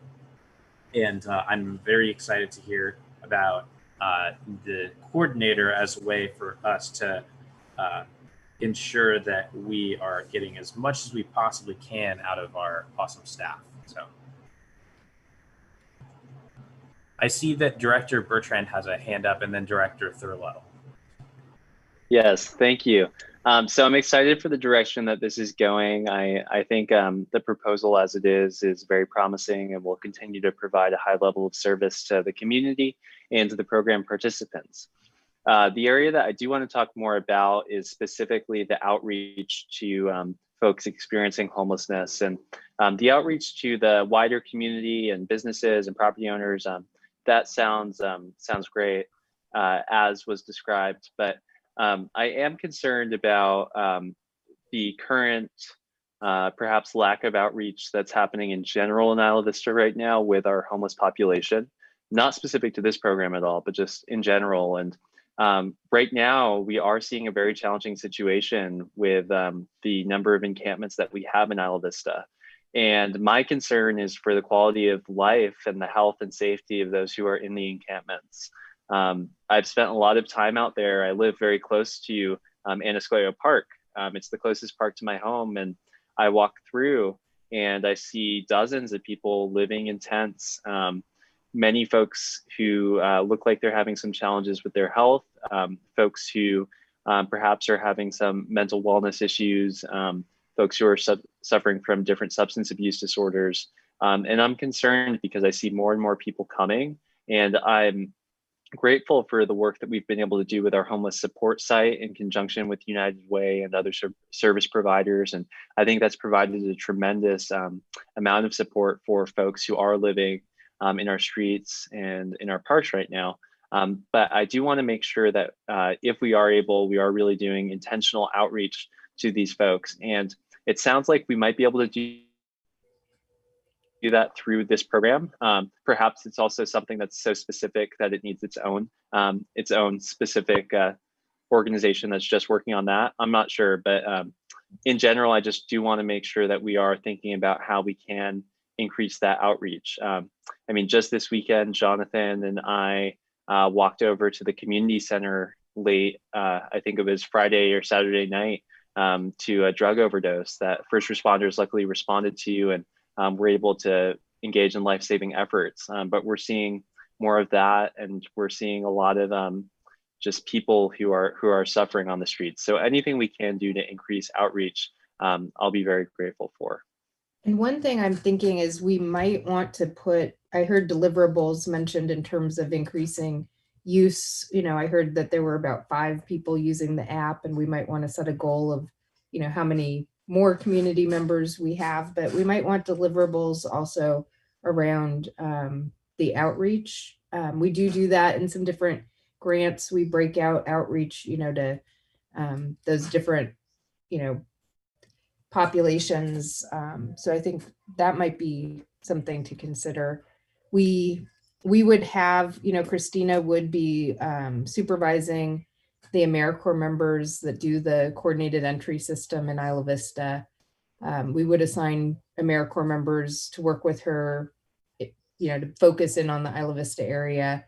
I will say, you know, there is behavioral wellness and public health outreach happening in Isla Vista. I think a lot of you are probably aware that, you know, the Center for Disease Control gave some guidance to local jurisdictions and law enforcement not to disperse encampments at this time because it could cause the spread of COVID.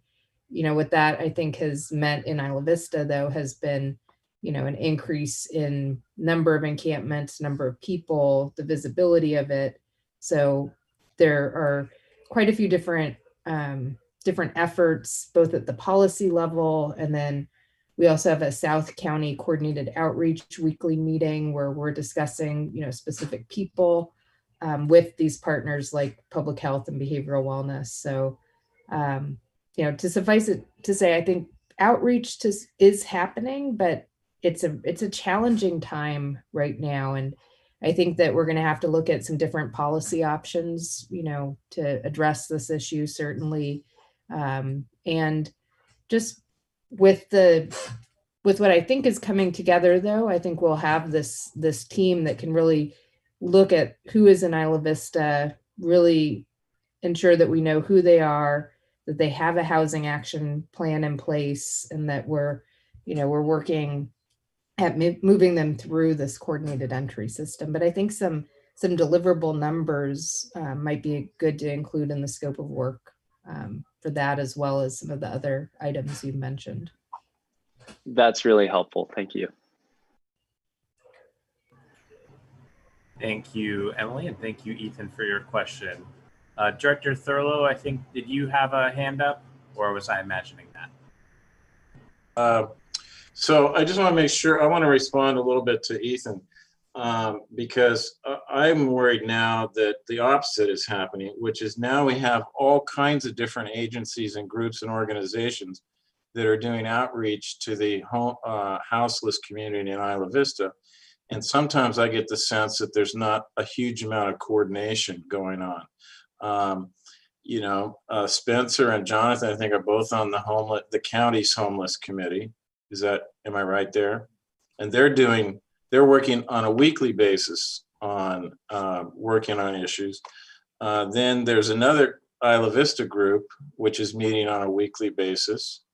Emily might know more about that. Maybe you're part of that group, Emily? I'm probably on at least 3 meetings a week that touch on Isla Vista. Houselessness. Yeah. Yeah, so I'm just, you know, and then you have the Isla Vista Parks and Recreation District, which this week is going to, you know, take action on this issue and has been studying it for 3 or 4 months. So I would hate to see us duplicate what's already being done. I'd rather see us coordinate. And I would just offer this. The COVID thing is going to, there's going to be a vaccine. Who knows when? When the vaccine comes, we're going to be in a different world, which is the CDC is going to lift its guidelines in terms of encampments. And I think that we as a community better be ready for when that day comes, because that's when we're going to have to find housing for all those people, because I don't think they're going to end up being permanently lodged in our public parks. So, and again, I appreciate your concerns, Ethan, and agree with them. So for that reason, I'm going to make a motion that we go ahead and approve this contract as stated, with the hope that we're going to get some additional funding for it. And Emily, let me tell you, you remember I was very concerned about this and a little bit cynical and grilled you pretty hard. And I think I said some mean things about where's the money from United Way. I think you guys have done a terrific job. Thank you. Thank you.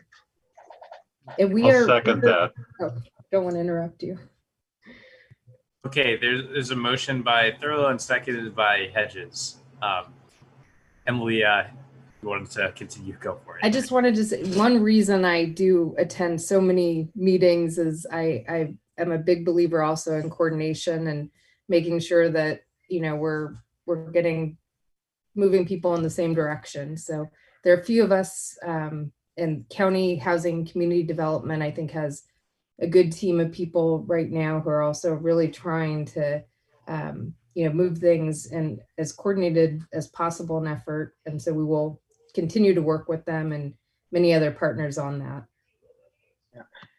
Just one quick thing on your motion, George, is yes, in the haste of getting this together, I forgot to update the contract term dates and titles on secretary. So if you just add with typos amended, it's just small typo stuff we can. Okay, as amended, as will be amended, and then you'll bring that back again for review, just as a procedural, as a consent item. Yes.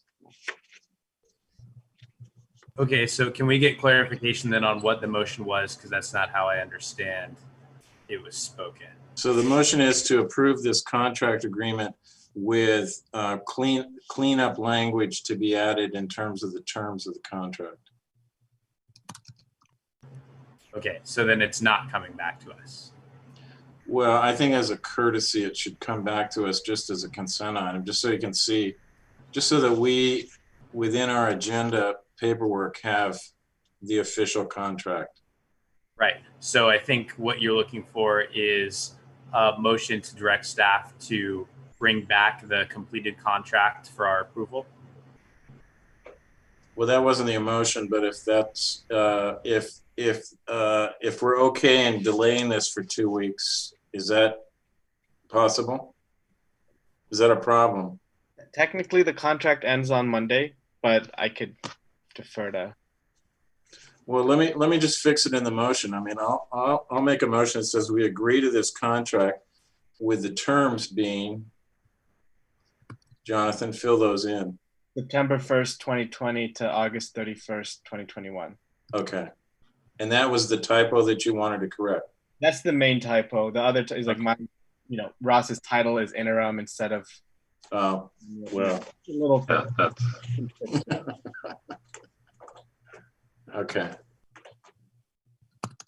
I will just say I want to not to reopen up the previous conversation, but I do want to say, just from my experience going out with some of the behavioral wellness outreach workers when we did the point in time count this June, it was really shocking to me how few individuals we contacted had any sort of interaction with that outreach system. And I know that there are challenges countywide that I think are becoming more and more addressed because of the COVID situation. And so I would push back a little bit on George's assessment of outreach. I think there's excellent work that is being done, but we need to do more of it in order to make sure that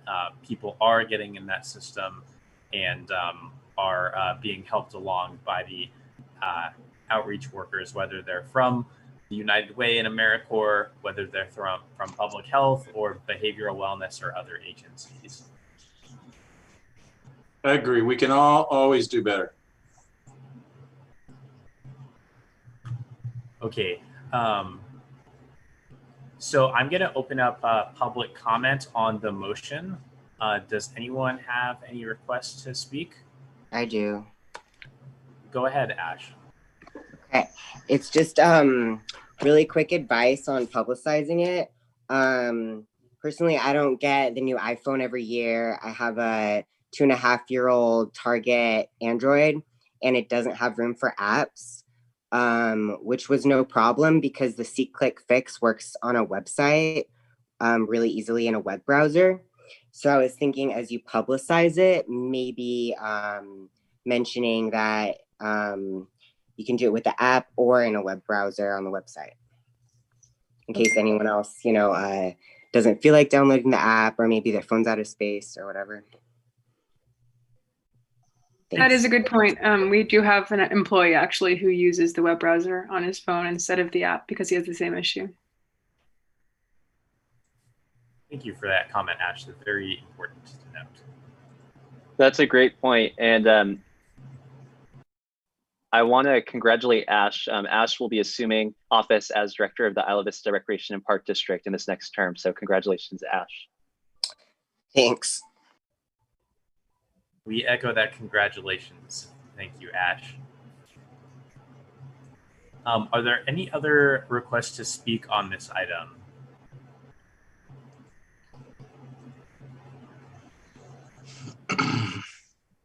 Okay, with that, I'll close the public comment period. And Jonathan, can you read back the motion that we have on the table? Yeah, the motion is to approve the 2020-2021 contract with the Northern Santa Barbara County United Way, amended with cleanup language and the terms being September 1, 2020 to August 31st, 2021. Okay. Any other board comment on this motion?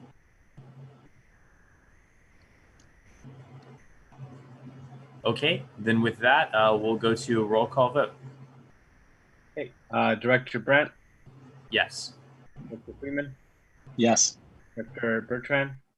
Yes. Dr. Hedges? Yes. Dr. Thurlow? Yes. Dr. Geis? Yes. Motion passes 6-0 with 1 absence. Everyone from the Isla Vista Beautiful team, again, a big thank you so much for all the work that you put into making our community a little bit nicer and helping our neighbors that have experienced homelessness or other hardships. We really appreciate your work.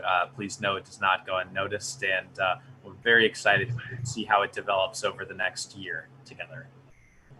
Thank you. Thanks so much for your support, everyone.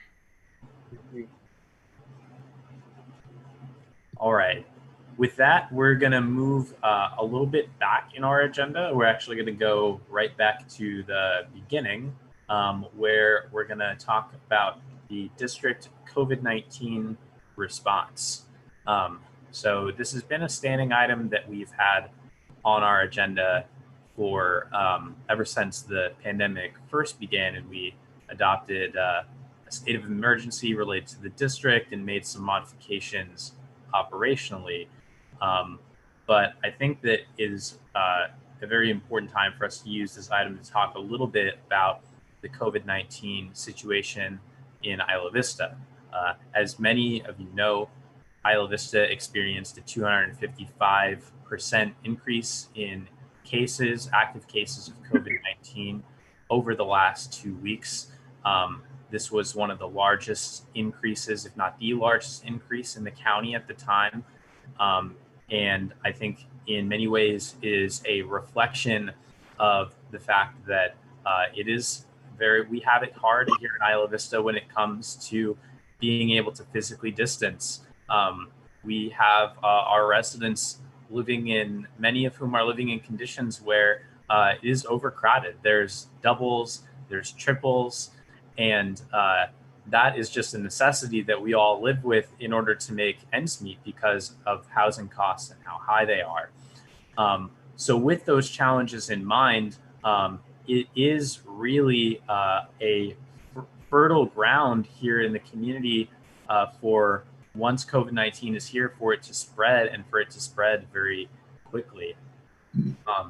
I think that it's really important to note that especially for those of us like myself that are young, this disease is something that can really affect your health in a negative way. And just because you are young does not mean that you are immune to the virus. Quite the contrary. Many young people have become seriously ill from COVID-19. And additionally, we are all capable of spreading COVID-19 to individuals that have pre-existing conditions or are immunocompromised in ways that we are not, in ways that can really seriously affect their health. Unfortunately, over this past week, we had the first death in Isla Vista from COVID-19. An individual associated with a congregate care facility who is between the ages of 50 and 69. And I think that really highlights the dynamic that we are up against, where we are all capable of spreading this to someone who could possibly die. And thankfully, the majority of cases will not be that way. But I think we need to talk really soberly about those realities because of how challenging this time is. I also think that we need to do more in order to help educate our residents and encourage them to do the right thing as it relates to social and physical distancing and mask wearing. This past weekend, there was a viral incident on Facebook and Twitter of a house in Isla Vista that threw a very large party, and it got picked up in the local news. And I'm sure many of you, if not all of you, have read about that situation. But I think that it really highlights the fact that we need to continue to find a way to respond, because the majority of our residents are doing the right thing, wanting to do the right thing, and are very dismayed when they see people who are not following the public health order and really flaunting it in the way that was displayed this past weekend.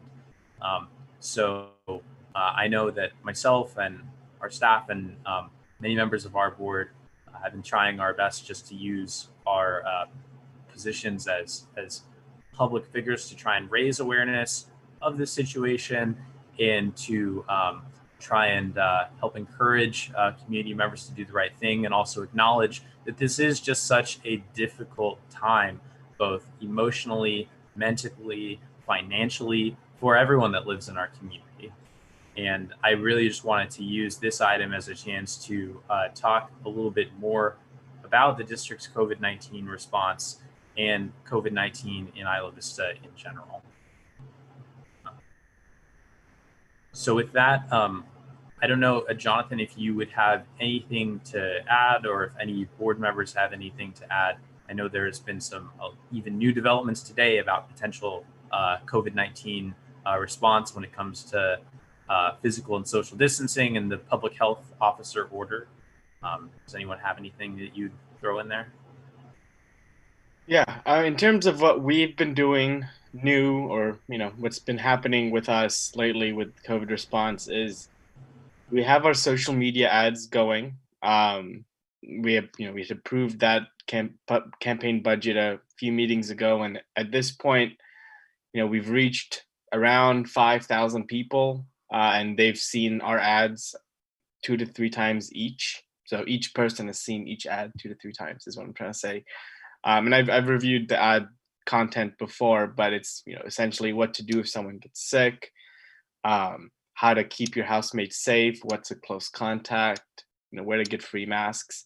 So those are still out there.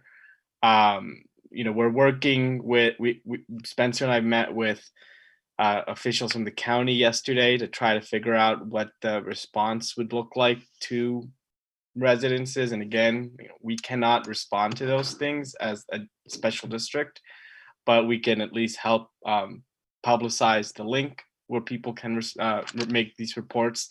And Spencer helped get the county to include a new category, which is private residences, which was not even on the complaint form in the first place. And we're going to start moving to looking at doing the door hangers now. Is the next step of the campaign, of a door hanger to every house in Isla Vista with information on how to stay safe. And mass distribution continues at the 4 locations, and some of our volunteers who've signed up with us are gonna work with UCPD to help pass out masks on Thursday and some other informational materials. So that's the kinds of things we've been doing.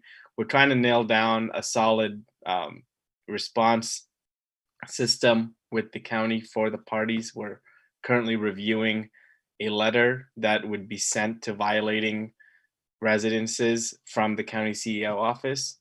And so we're helping revise, the language in that to make it effective.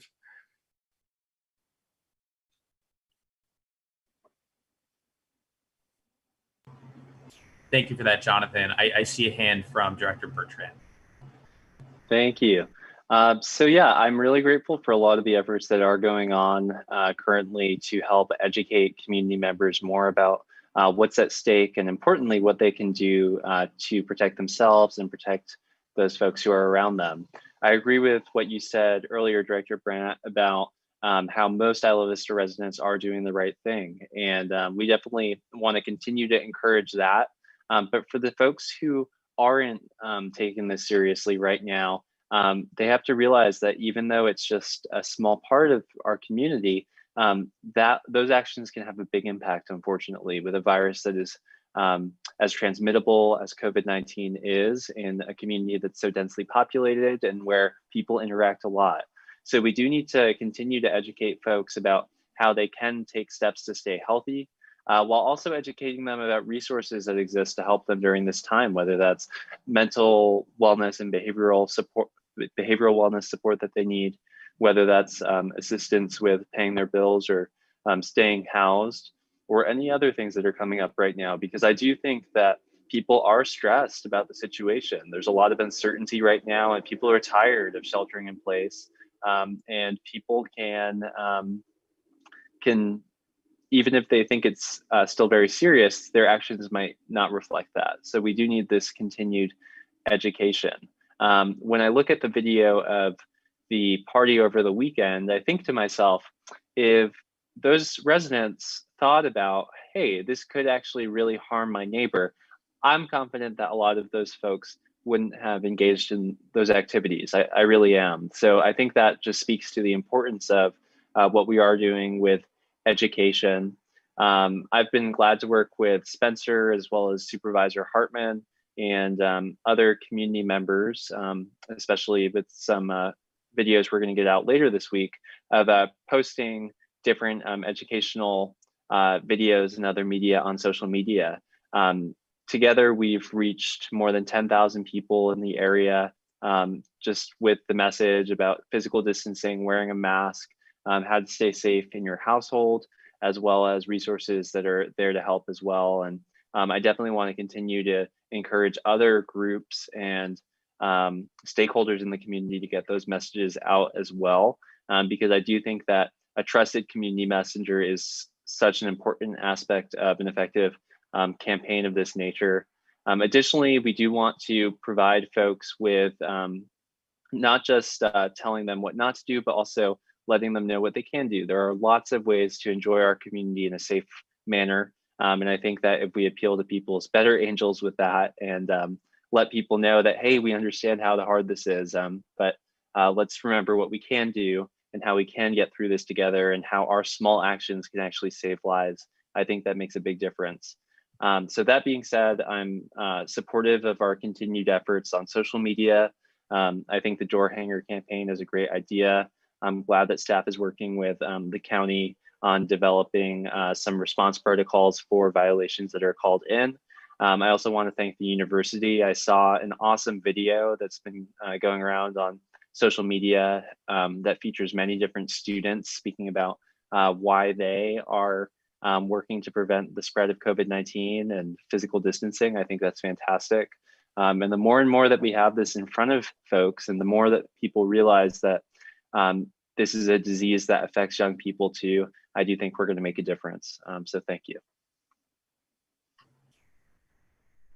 Thank you for those comments, Director Bertrand. Are there any other board members that would like to speak on this topic?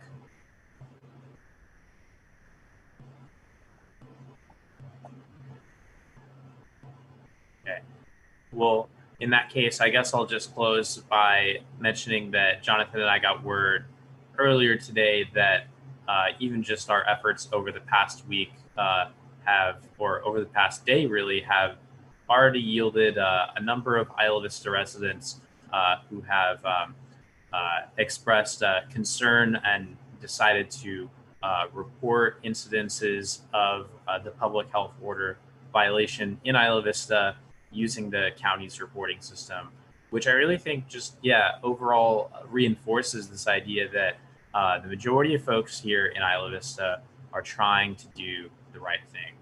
And I think that I've been really inspired by just seeing so many of my friends and neighbors who are finding ways to socialize in a safe way, having socially distant picnics, enjoying our greater outdoors by going surfing, by enjoying our trails and open spaces that we have such easy access to here in Isla Vista, or by continuing to hang out in whatever way that they please with their friends and that are in their immediate household, which is completely appropriate and I think especially called for during these difficult times.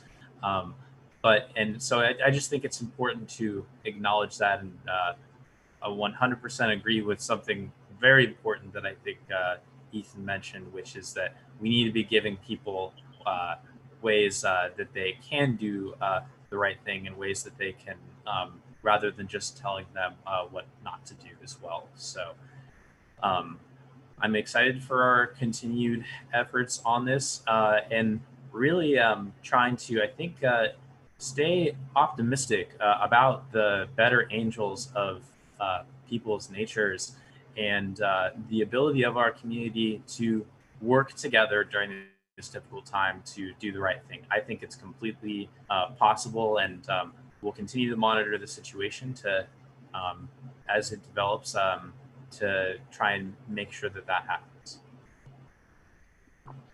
And I also want to thank and give a shout out to County Supervisor Steve Lavanino, who today, he represents Santa Maria, and today he made comments about how what we're seeing in Isla Vista right now is very similar to what was experienced up in Santa Maria over the past several months, where there have been outbreaks and hotspots in communities where people live very close together. And Supervisor Lavanino mentioned that as a region, we were patient and we worked together to really address the issues over time to make a serious difference. And he asked that the community have that same patience with Isla Vista and that we work to really get at the root of this and not just point fingers. So I really appreciated that comment from Supervisor Lavanino. And I think that that is the spirit that we're working in. How do we identify what the gaps are right now? How do we help people better prevent this and ultimately arrive at a situation where we have a reduction in the spread of COVID-19? One more point I'll mention is in the near future, a testing site is going to open on Hollister in Old Town Goleta at the Goleta Valley Community Center. And that is going to be very close to Isla Vista. And I do think that there should be messaging about that. I know it may have been difficult for students to get to Earl Orange Showgrounds to get tested over the past few months, but now it's going to be very close to Isla Vista. Folks can drive there, folks can ride their bike there, or easily take the line 11. It'll be a 10-minute ride from IVCSD campus, so easy access. I'll add one more thing, which is a thank you to Jonathan for sending out the COVID-19 Emergency Rental Assistance Program announcement that went out earlier today about the ways that residents can obtain financial assistance for rental housing if they've been affected by COVID-19. I think that'll be a really important thing for us to continue to share, because we know that this is not just a health crisis, it's a financial crisis for so many people. And for students at UC Santa Barbara and Santa Barbara City College, contact your financial aid office as well to inquire about emergency housing assistance or emergency grant assistance. If you are experiencing COVID-19 related financial hardship, or any financial hardship for that matter, I think it's important that we destigmatize that and let people know that this is an experience that so many of our residents are going through right now. So many people across our nation are going through right now, and that it's okay to seek this assistance if you do find yourself in a hardship like that. You know, one last thing I wanted to bring up, I forgot to mention, my point is, in this response the county is trying to have for private residences, and one thing to clarify is the county's ambassador, like the RISE ambassadors, won't respond to those. They'll only respond to businesses. And so that's why we're coming up with this letter deal to help with it. They did ask if we would be willing to sign on, but I would assume that's something the board would want to vote on, and we're not really agendized for that right now. So wanted to get your sense, where we would want to go with that. They asked if we would like to put our names as the district on this letter that will go out to violations. So that we didn't say yes or no yet, but we just heard that yesterday. So wanted to bring that up. Yeah, thank you for that, Jonathan. I'll just say I think that it's a great thing for us to do in order to show unity and put a local touch on that letter. And if we're asked to do it, we should definitely do so in order to make it crystal clear to the community that we are all united in this effort to try and reduce the number of potential violations.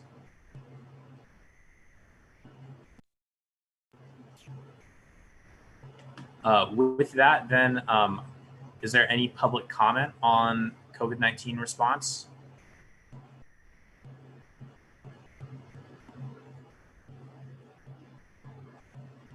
Okay, not hearing any. So with that, then I'll close public comment, and I think we'll close discussion on this item. I imagine that this is probably going to continue to be a standing item for us, especially in the coming weeks as the situation continues to evolve, and we will make sure to have this as a topic of discussion.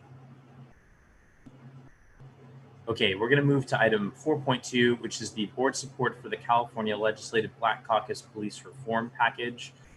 Just for context for our board, this was something that we considered at the last meeting and endorsed one piece of the legislation, but did not endorse the entire package because we had some issues with getting the entire group of bills for the board's consideration. So we have that here today, and I hope everyone's had a chance to review it. I know I have, and definitely think that given the Black Lives Matter movement across our nation, and given the calls that we're receiving from our constituents on, I think, a daily basis to try and make policy changes, first and foremost, that will lead to more equity across our society, but I think with a special attention to law enforcement, this is an important step that we can take to really voice our support for these important legislation that is being considered right now in Sacramento. I'll go to Director Freeman. Thank you. So I continue to be in strong support of the amendment, which was the final group of 6 bills. I have now had the chance to go through the rest of them, and to the extent to which I had concerns about any specific thing that seemed really weird, such as maybe going into, like weird in the sense of like having a lot of trade-offs and dynamic balances and things. Actually, I'm currently comfortable with it. In particular, due to a few interesting things that occurred, one of which is for example, the ethnic studies requirement, where we would essentially be going and trying to, I've been involved in the discussions over academic curricula, and it is very complicated process actually, and to the extent to which you end up bumping other things out and various things, but that one already passed. So it actually, not only that was passed, chaptered, and signed. So okay, whatever, we don't, and the probation reform one, which was deeply complex, has already passed enough hurdles that I feel comfortable going back. But I do also still feel like that first group of bills is something that doesn't really feel terribly applicable to the powers or scope of our district. And so I'm not going to move or second anything related to all of that. But by the way, I actually will vote yes on it. I would happily do the amendment. That all seems perfectly in scope for our district. But again, I would actually vote yes on all of it now, because I've reviewed all of it, and the few things that I found particularly like trade-off inducing, I'm cool with it. So Thank you for that feedback, Director Freeman. Director Bertrand. Thank you. And thank you, Jonathan, for bringing this back. I think we've heard from our constituents what they care about most right now, which in addition to staying safe from COVID is working to reduce and move past structural racism and working to advance the quality of life for Black and Brown people in our community.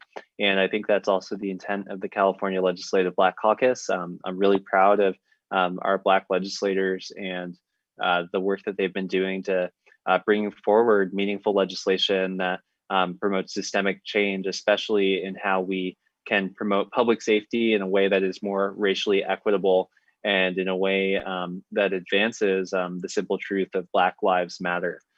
So I am glad that we have this here today. I would agree with Director Freeman that what is in the addendum to the 2020 bill package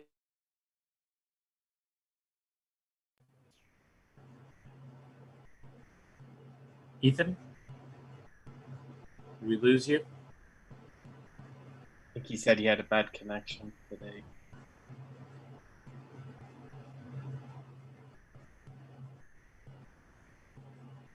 Okay, well, we'll give him a moment maybe to get back on.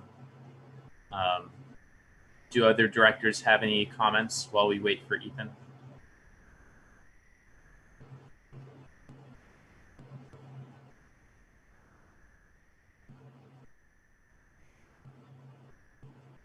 Okay.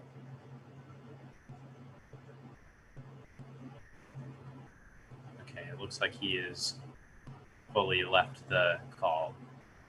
I'm adding him back in. He's in the waiting room now. Okay. Hey, Ethan, go ahead and continue. Thank you. I apologize. I got disconnected. But what I was saying is I agree with Director Freeman that what is in the addendum to the 2020 bill package, especially in regard to police reform, is very much in line directly with the issues that we've been talking about. So I will move that we support the addendum to the 2020 bill package of the California Legislative Black Caucus, and also support Assembly Bill 2054. And the reason that I add that 2054 to the mix is just because that is to establish the Community Response Initiative to Strengthen Emergency Systems, a pilot grant program that promotes community-based responses to local emergencies. And this is specifically looking at how do we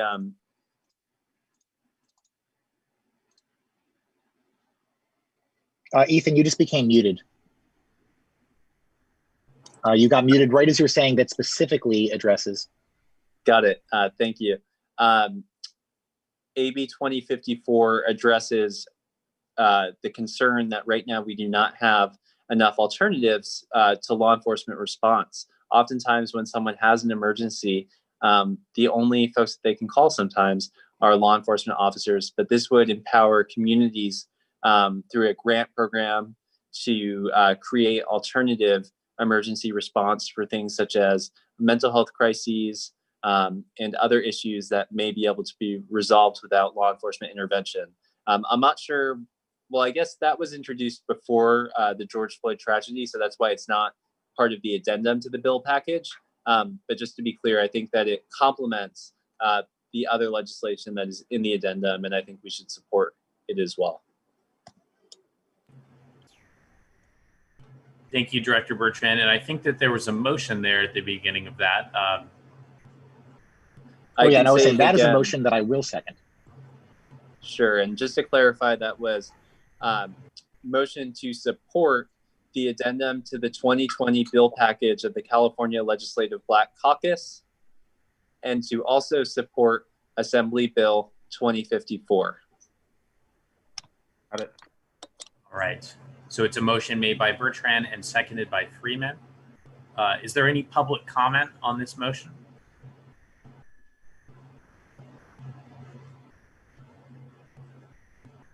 All right, I'll bring it back to the board for discussion. Any further board discussion? I see Director Thurlow's got his hand up.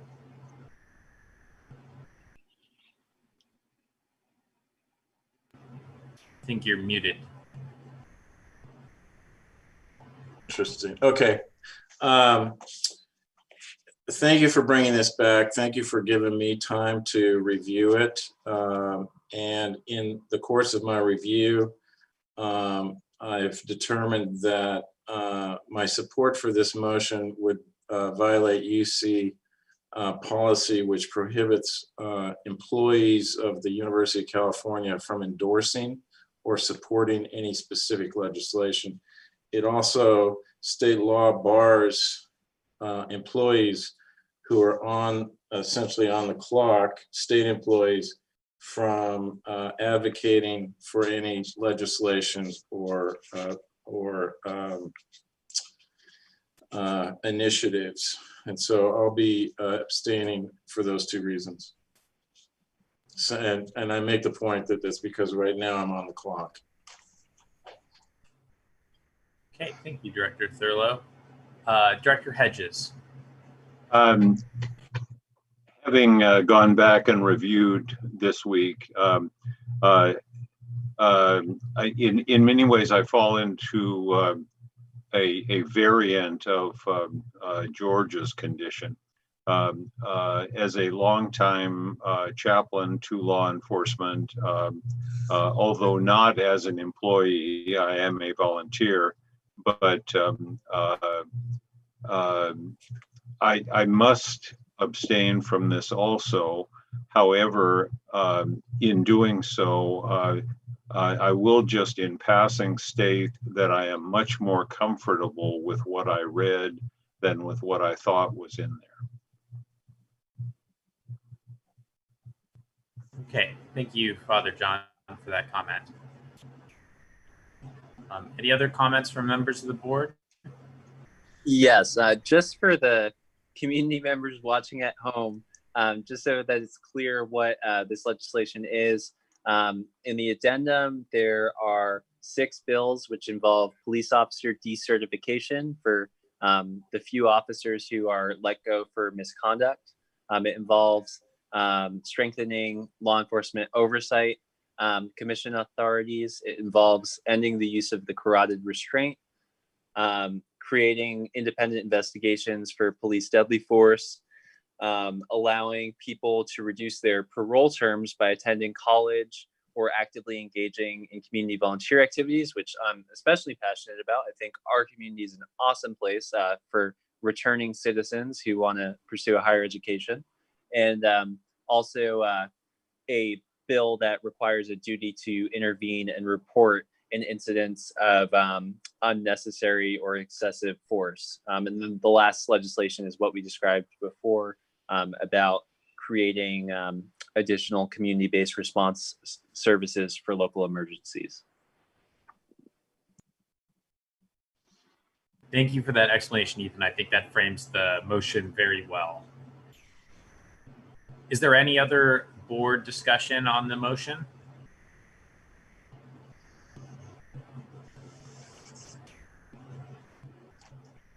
Okay, then with that, I think, Jonathan, can you do roll call vote?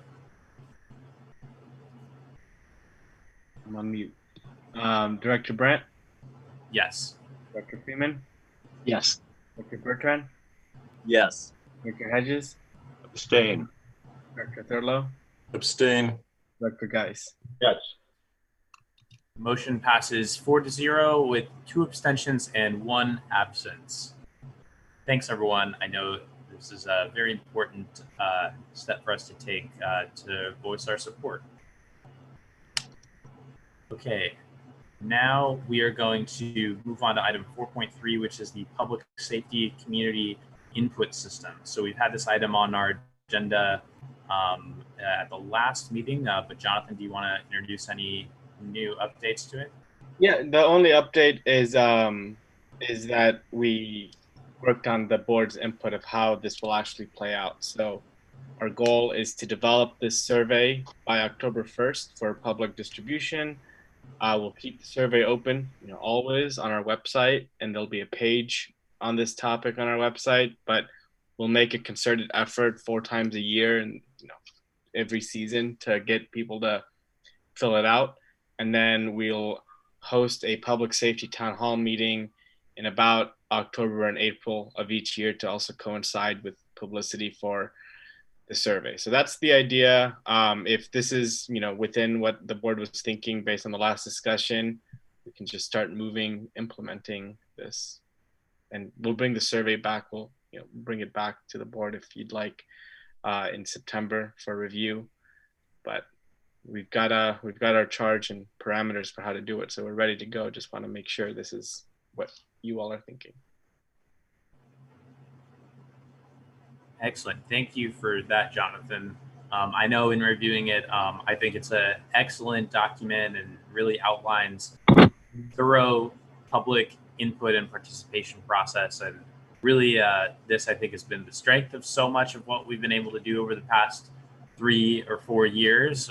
It's get public input and really make the people in the community feel like they are in the driver's seat when it comes to implementing new policies, new programs, and really providing input on the place where they live, which is exactly what this is. So I think that it is great and would definitely encourage us to work with many different partners during this difficult time for getting public input during the pandemic, such as student groups and others, to make sure that we get the input that I think we're wanting to get. So, any other comment from members of the board?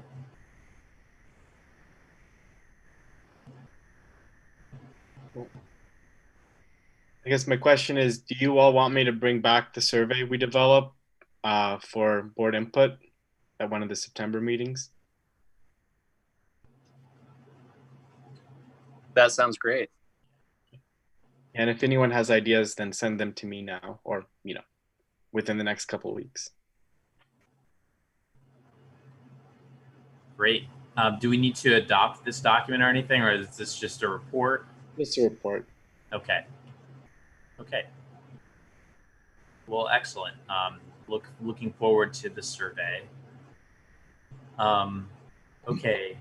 So now we are going to move, skip past the items that we've already done and go to item 4.7, which is the STEP grant lead application letter. So we have reviewed this a bit at one of our past board meetings at some point in the summer. I think it was July or the first one in August. So the STEP grant is transportation equity grant, sustainable transportation equity project grant from the state of California that we are eligible for. Attached is the lead applicant letter, which similar to what we did last meeting, we did a community partner support letter. This time we have a lead applicant letter, and then we're getting community support letters to come in.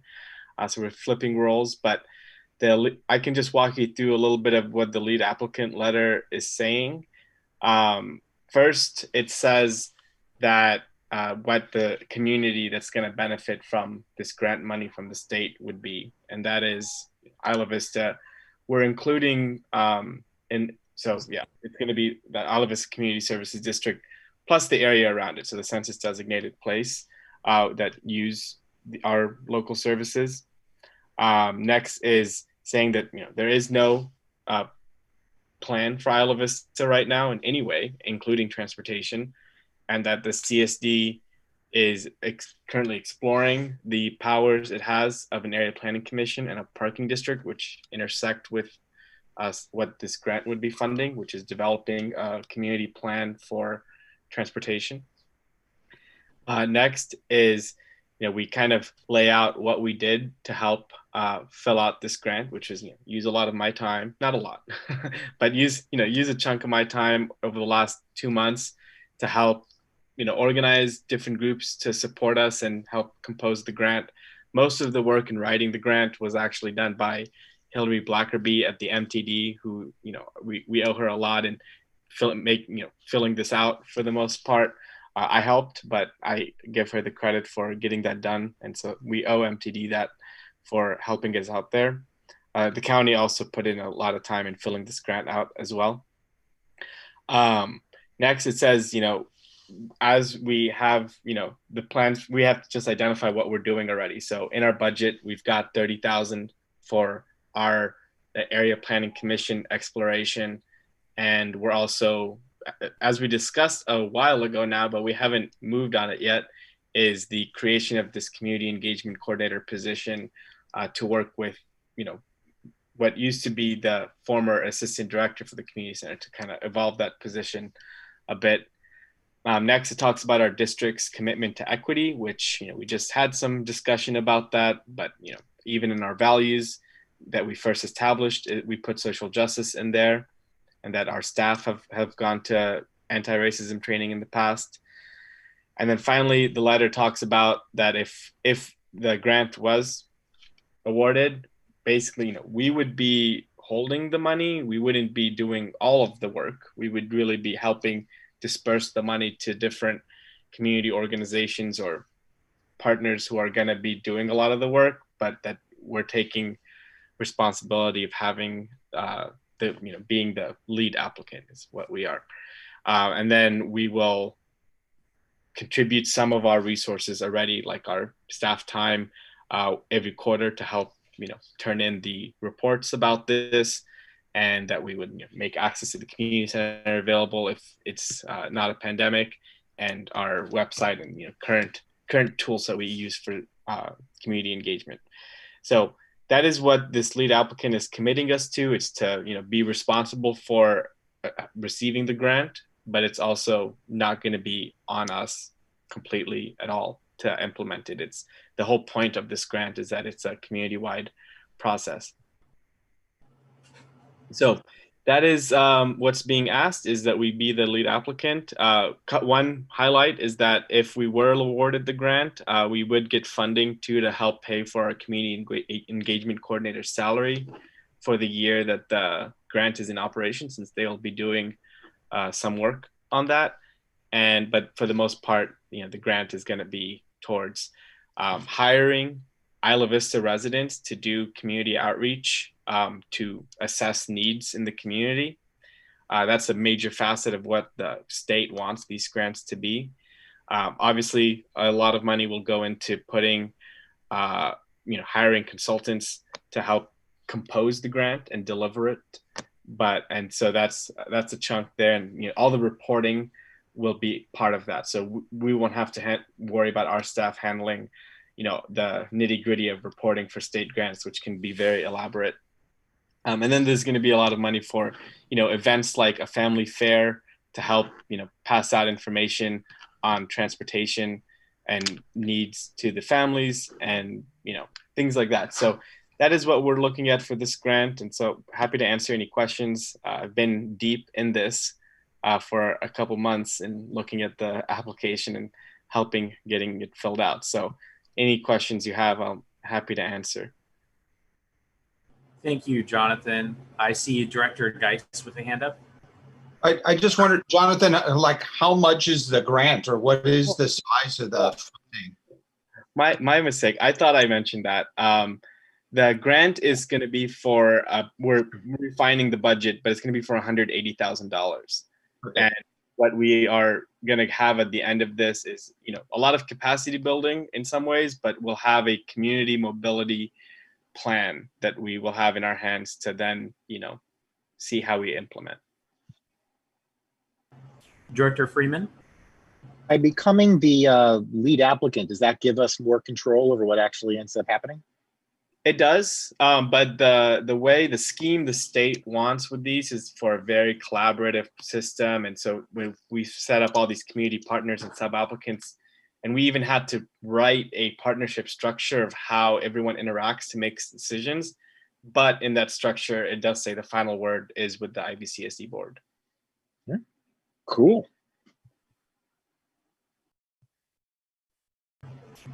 So I think this is super exciting, especially in regard to how this can set us up for potentially using our parking district power to improve access to alternative transportation, such as car share programs and other vehicle share, and reducing the need for reliance on personal vehicles, in addition to obviously just the benefits that come with a parking district of making it easier for folks to park. So I'm really excited about that, as well as how this can help with future work with an area planning commission. I haven't seen the application, and I'm sure it goes very much in depth about transportation needs in Isla Vista and what we would like to get out of it. But in looking at this letter, I think maybe we might want to go a little bit more in detail about improving transportation in IV and perhaps the environmental side of that too. The letter speaks extensively to equity, which is awesome, really awesome. But maybe if we just want to add a little bit more about improving transportation and the environmental benefits of that, I imagine that might help. But again, I want to acknowledge I haven't seen the application, so it's possible that this letter suffices what it's intended for. Yeah, thank you, Ethan. We have submitted our letter in the pre-review period, so the grant has a lot of technical assistance for applicants. So we're waiting for their response on how we can improve our application and our letters, and so we still have a good amount of time to make those changes, like you said. But the grant is due on August 31st, on Monday. Awesome. Well, great job. This is really exciting. Well, it sounds like we've received a great amount of support from our friends at the MTD and the county.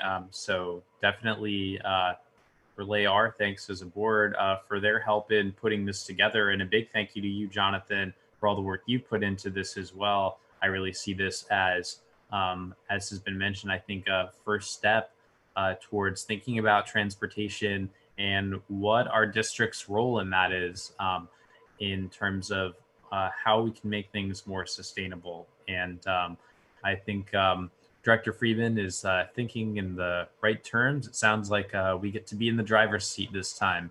Hopefully that's not a car driver's seat, maybe a bicycle driver's seat, to continue the corny metaphor. But I think it's great that we're taking an active role in something like this. Any other comments from members of the board?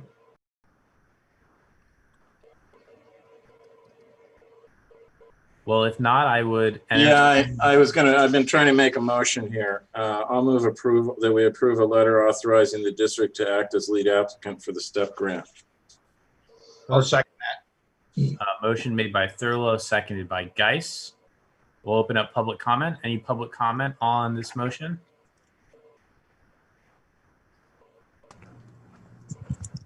All right, I'll bring it back to the board. Any other board comments? All right, we'll open it up for a roll call vote. Hey, Director Brandt? Yes. Dr. Freeman? Yes. Dr. Bertrand? Yes. Director Hedges? Yes. Dr. Bertrand, sorry. Director Bertrand, did you say anything? He said yes. Yes, I said yes. Director Hedges? Yes. Yes. I think I was the frozen one. I thought you all. Let's see. Yes. Where was Yes, you were with Yes. me. Jonathan, did you get my yes? now I have it. I didn't. All right, thank you. That was when you said yes. So I have you, and then Director Hedges. Director Thurlow. Hedges was a yes. Yes. And then Geis. Yes. Motion passes 6-0 with one absence. Excellent. Thanks everyone for your work on that. Okay, now we are going to move to sections 5 for reports. Do any members of the board have reports that they want to give? Yes, I'll give a brief report. Earlier this week, or I guess at the end of last week, I met with Kimberly Kiefer at the Park District just to check in. And I know the district is working really hard right now in navigating these challenging times and continuing to work to step up for the community in a lot of great ways. So I appreciated that meeting with Kimberly. And I appreciate all of our efforts as districts to work together to improve the quality of life for our shared constituents. And then also I'll mention that I'm officially running unopposed for re-election. So I look forward to another 4 years serving the residents of the district, and really grateful for the opportunity to continue to work with you all, to work with community members, and to continue to improve the quality of life in Isla Vista for all. So thank you. Thank you, Ethan, and we thank you for your service. Okay, the only thing that I wanted to report this week is something that Director Bertrand touched on a little bit, which is that we had the opportunity to meet with Supervisor Hartman, Lieutenant Camarena, and Community Resource Deputy Schroeder to talk a little bit about law enforcement in Isla Vista and ways that we can work together to bring a more collaborative approach when it comes to things like alcohol and drug counseling as co-response to some of the incidences that may occur on Friday and Saturday nights related to alcohol and drug use. And I think that there is a lot of potential for collaboration in that way. It seems to be something that we all agree is a positive way for us to move forward. So I'm excited about that. Yeah, that's probably the main thing that I would report. Do we have any reports from committees? I don't think that we do. So we'll move to report from District Council. Thank you, Mr. President. Just a quick update that I think Jonathan will go into in a little bit more detail in his general manager report. That any candidate who qualified for their position who is running unopposed, the procedure under the Elections Code is that there is no election that is held. That person is simply declared the winner. So that should save some money for the district in its elections costs coming up. That's all I have to report. Thank you for that report, Ross. We'll go to General Manager report. Great, thank you. Yeah, the savings we're going to have is going to be about $7,000, I think, based on how I'm seeing their scheme for the charges. So we'll be saving. We budgeted $14,000 for 2 questions on the ballot. We'll only have the 1 question for the 2-year short-term seat, which is 2 candidates are running. So that's our savings with the election. One thing I just wanted to bring up to the board on the mediation program is our mediator, in terms of signing the contract that we had approved, had brought up an issue on the insurance end where they asked if they didn't need to carry insurance that we had approved, because that insurance is for in-person activity, and they're not planning to be operating in that way for most of this contract term. So wanted to make the board aware of that, and that we're gonna work with him to make that not an issue so that he can continue service, but then figure out what our plan is after the pandemic is over, which again is not sure when that will be.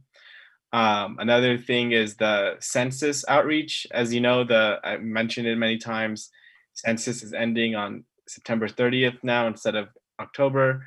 But we finally launched our big push on the census, and since Thursday, we've reached about 10,000 people every day about signing up for the census. So our outreach has never been better for that. I think we're gonna finish strong. I think we're timing our outreach at the best time right now, right at the end when our community might be a little more aware of things compared to April, where the shock of the pandemic was getting in the way. So I'm confident about our efforts moving forward there. Our policing work group, we've had 3 discussions today. One issue that Supervisor Hartman raised to me, when we're going to have on our agenda is Halloween. And so I think we had it as September 24th. Maybe we want to think about moving that one up to September 8th to just start getting a sense of where things are at. We're working with Lieutenant Camarena to get the rest of the data. And so he just emailed me today that they're making progress and they can get us most of our requests, not exactly all of it, but for the most part, our request will be going through. And we also had a good meeting today with UCPD leadership on the interpersonal violence investigator contract. So we're on schedule to get that back to the board on September 8th as well. So I think the meeting was encouraging based on us being able to achieve what we wanted out of that negotiation.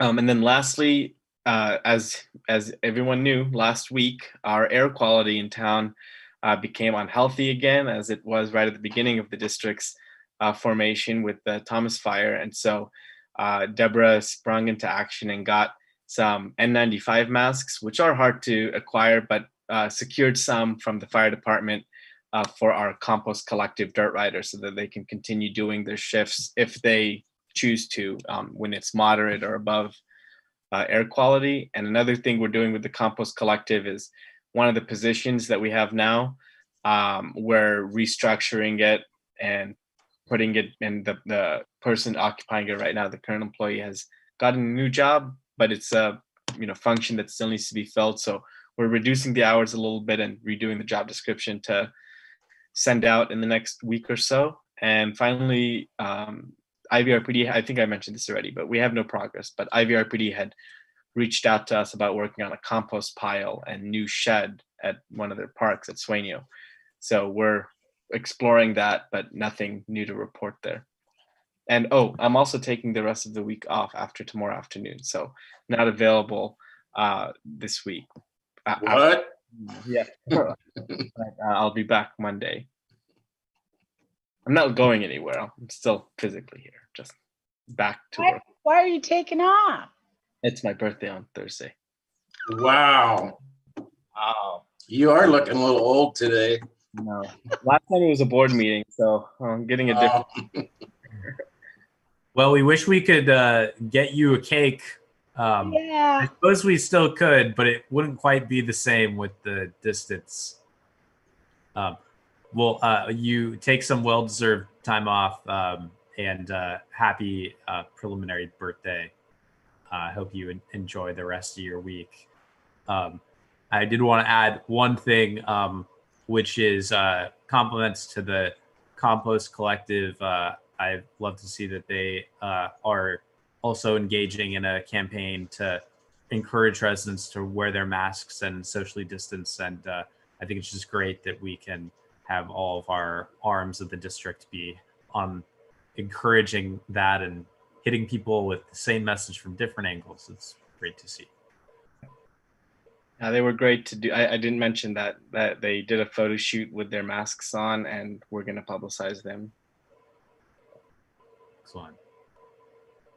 Any other comments from members of the board before we close? I do. Go ahead. I wasn't certain if I should do this. This is a very quick question in some sense. I wasn't certain if it would be something that I should do during a report to the member of the board, whether it should be a question to Jonathan during his report or something during future meeting dates and future agenda items. But I had a quick conversation with Deanna about the outreach that's being done with the Isla Vista Community Network, and I got the impression that they would like to see a more structured presentation on the work being done with police brutality. Maybe Spencer, for example, would be willing to put together an actual presentation for it. Essentially, they'd like to see us do a retry on the let's go to IVCN and really get feedback on how everything ends up happening. And I wasn't certain how to best address this, but it seemed like something that just doing it behind the scenes was leading to some aggravation. And so I promised that I would bring up it during the meeting, that maybe at our next meeting, if we want to really structure it and make certain that we have like a strategy for how we will involve IVCN, or Jonathan might just say, I'm on it, but that I would bring it up during the public meeting, that IVCN would like to see us really retry that. So. Sure, yeah, and thanks for that, Jay. I'm happy to report to that group at the next meeting and give a summary of the public safety community input process that we've approved today, and continue to give updates on that. And I think that they would like to both get the updates on our new structure that we've done for how we're doing in the meeting, but also to figure out how to cause a conversation. So if there's any ability to think through that a little bit beforehand, I was in an hour and a half of painful phone call about it today, so I said I would bring it up. All right. Thank you. Well, Thank you for that, Director Freeman. Any other thoughts from members of the board or reports? Okay, then with that, our next meeting will be on, I just lost the date, September 8th, 2020. It'll be right here over Zoom. Do I have a motion to adjourn? Motion to adjourn. I will second. Made by Bertrand, seconded by Freeman. Any public comment? Any other board discussion? All right, Jonathan, you want to do a roll call vote? Director Brandt, Yes. Freeman, Yes. Bertrand, Yes. Hedges, Yes. Thurlow, Yes. Geis. Yes. All right. Thanks, everyone. Looking forward to seeing you soon. Stay safe and healthy. Be well.